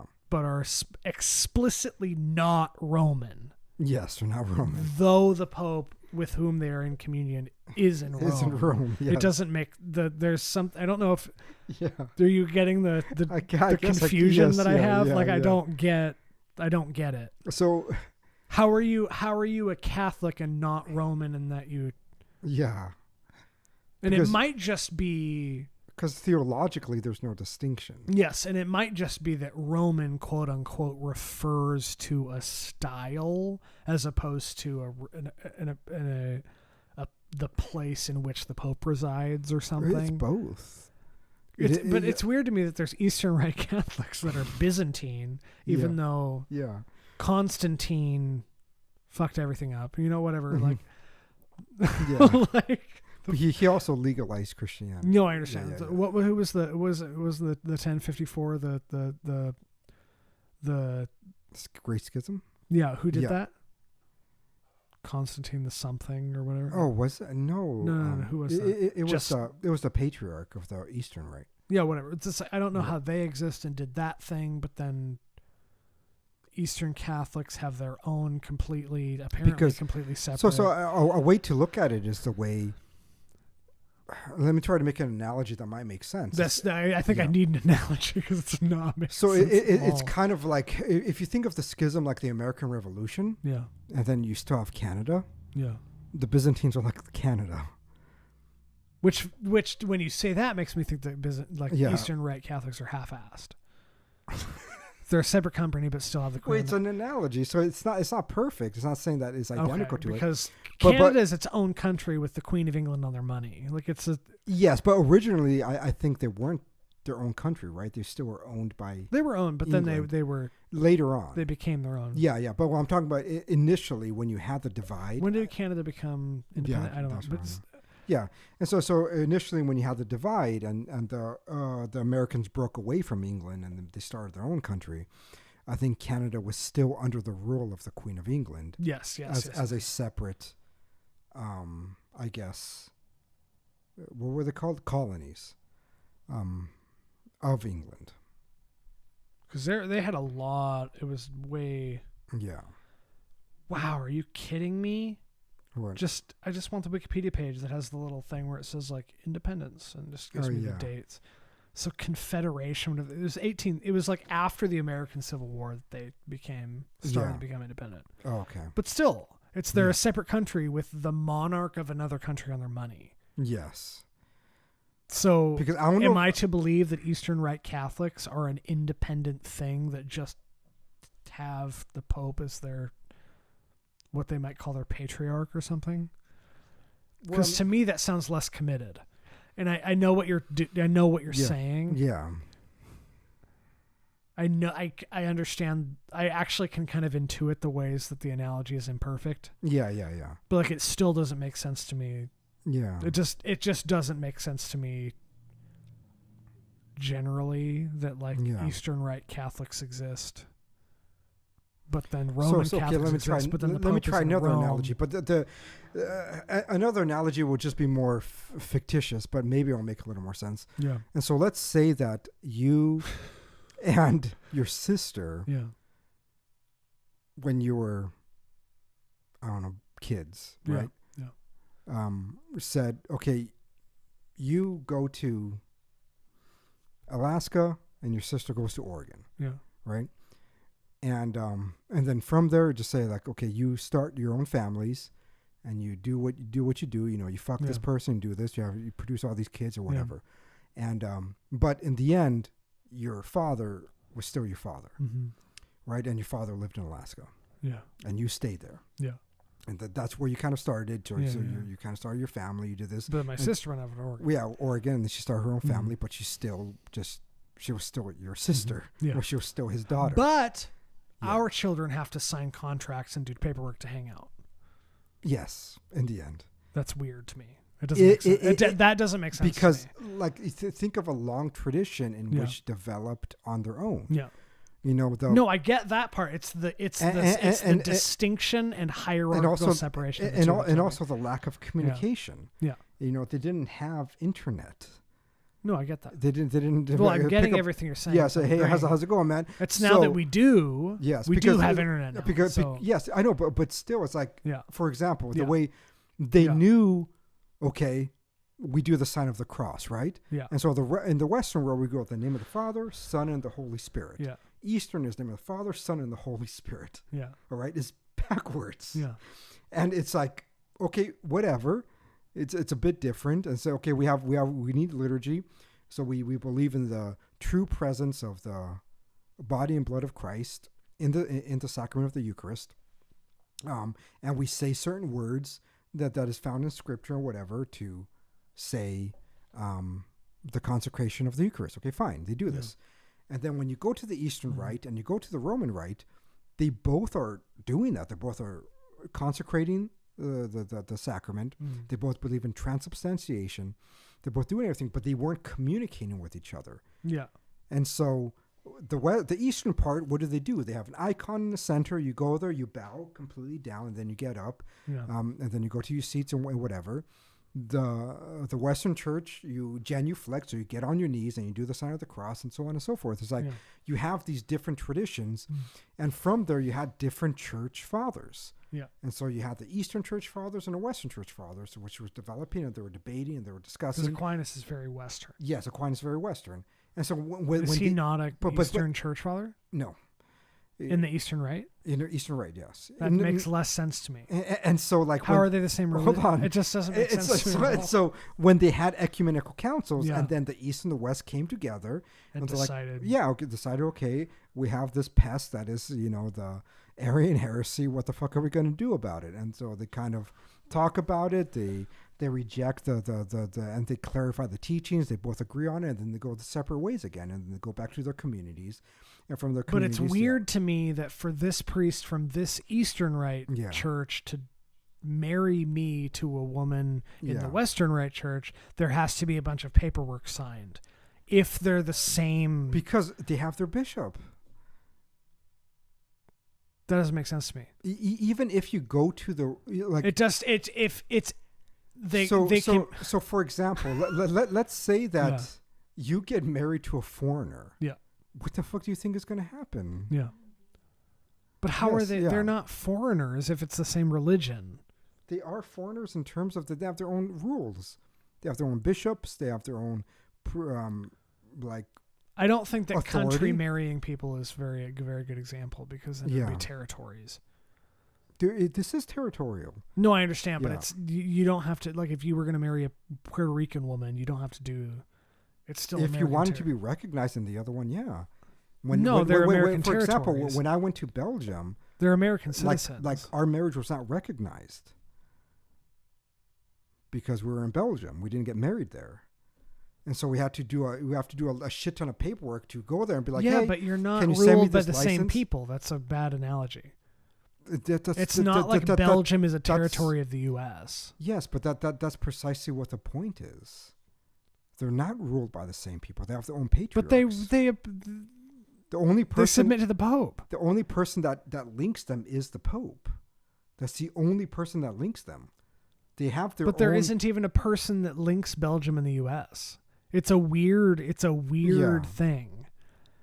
They're completely separate, but also not. If you want to do it within the union, do it with driver's license as an example. Yeah, it's the same thing. It's the same country. Yeah, you go there and you want to get an ID, like, it's a different state, so you have to take our exam before we give you a license. The same federal government with different state. Yes, yeah. And it's the same thing. Is that documentation you have to take with you everywhere. And so I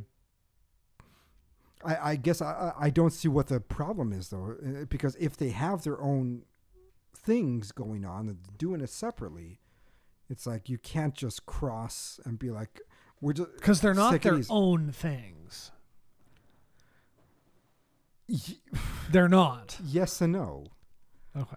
Yeah, they are in it's a peculiarity to me that Catholicism exists in communion with two completely, but also completely different, but also completely unified parts. It's very weird to me. Yes. That doesn't make sense to me at all. Yeah. And I find that Eastern Orthodoxy has some like mystical elements to it that don't speak to me for the same reason like Eastern Orthodoxy doesn't, but yes. Because their tradition is similar. Tradition is relying on that. They have the Eastern Rite Catholics are Eastern Orthodox that didn't reject the Pope, essentially.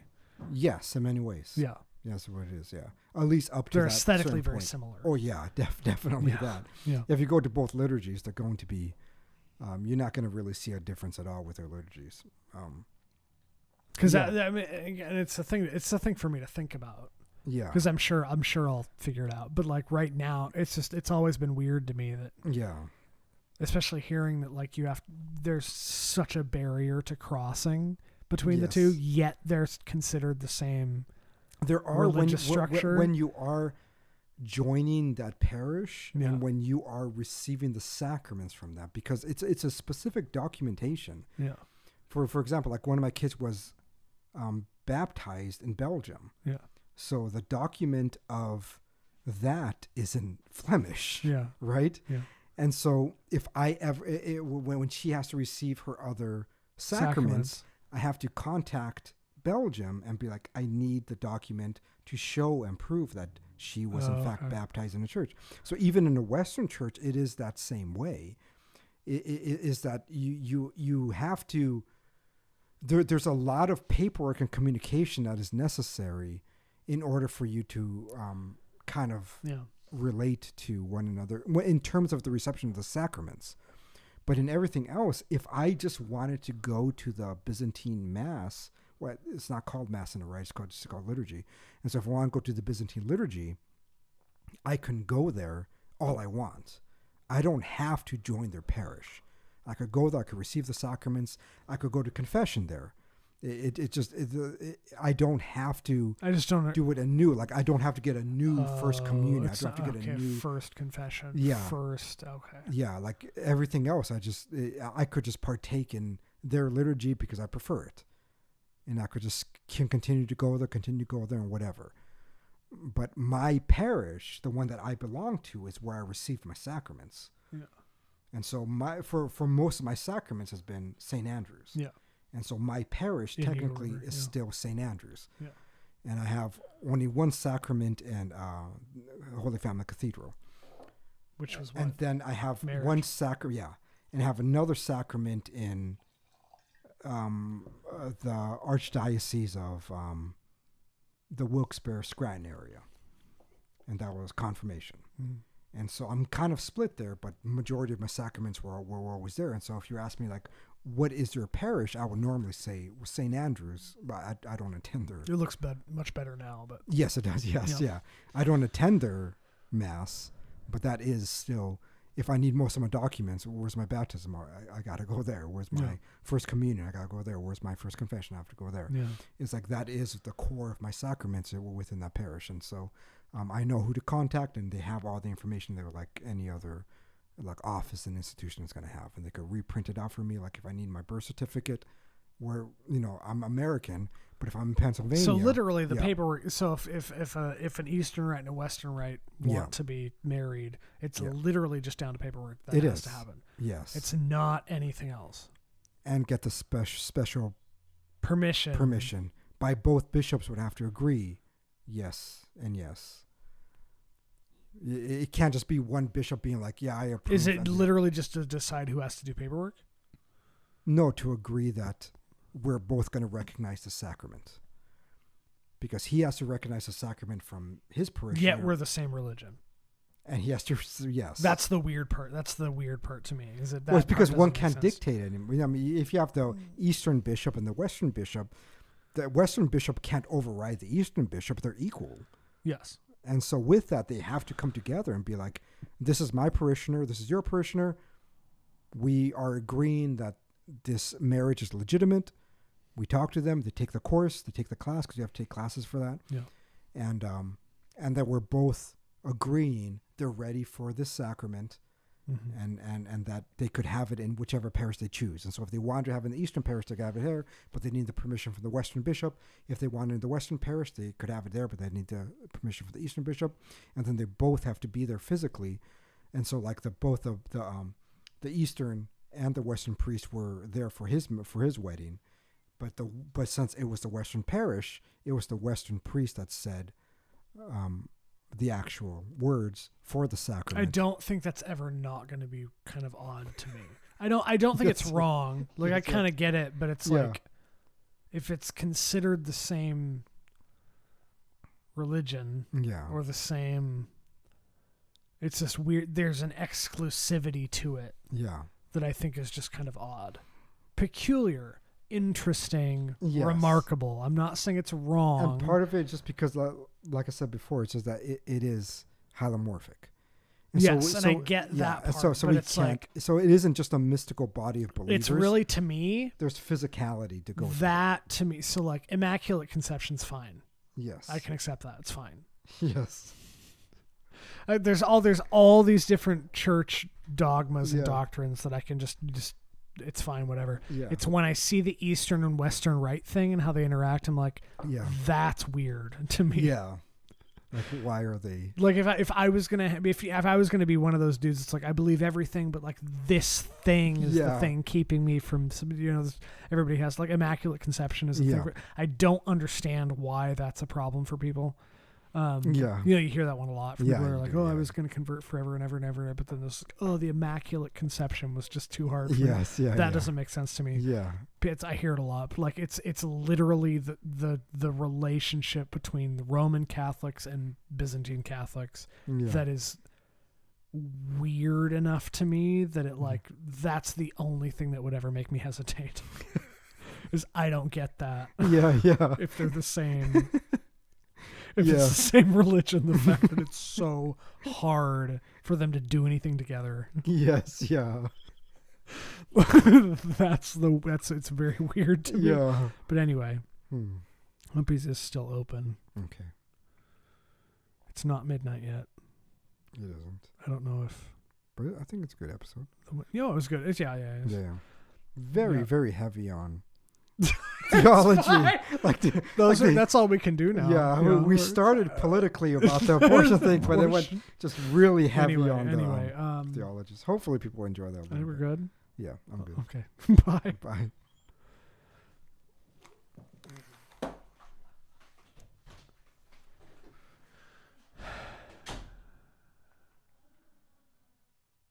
Is she crying? She has to pee. I hope that comes up in the stream after the podcast episode. Yeah. Because we don't know how long the stream goes. I know. It's a few more seconds. I really need that screen. I gotta put that intro and outro for the next one. It'll be good. Yeah. Audio worked fine that time. It did. I really think it's a matter of doing it this way. Yes. And like that, I told you weirdly that cable. That doesn't make any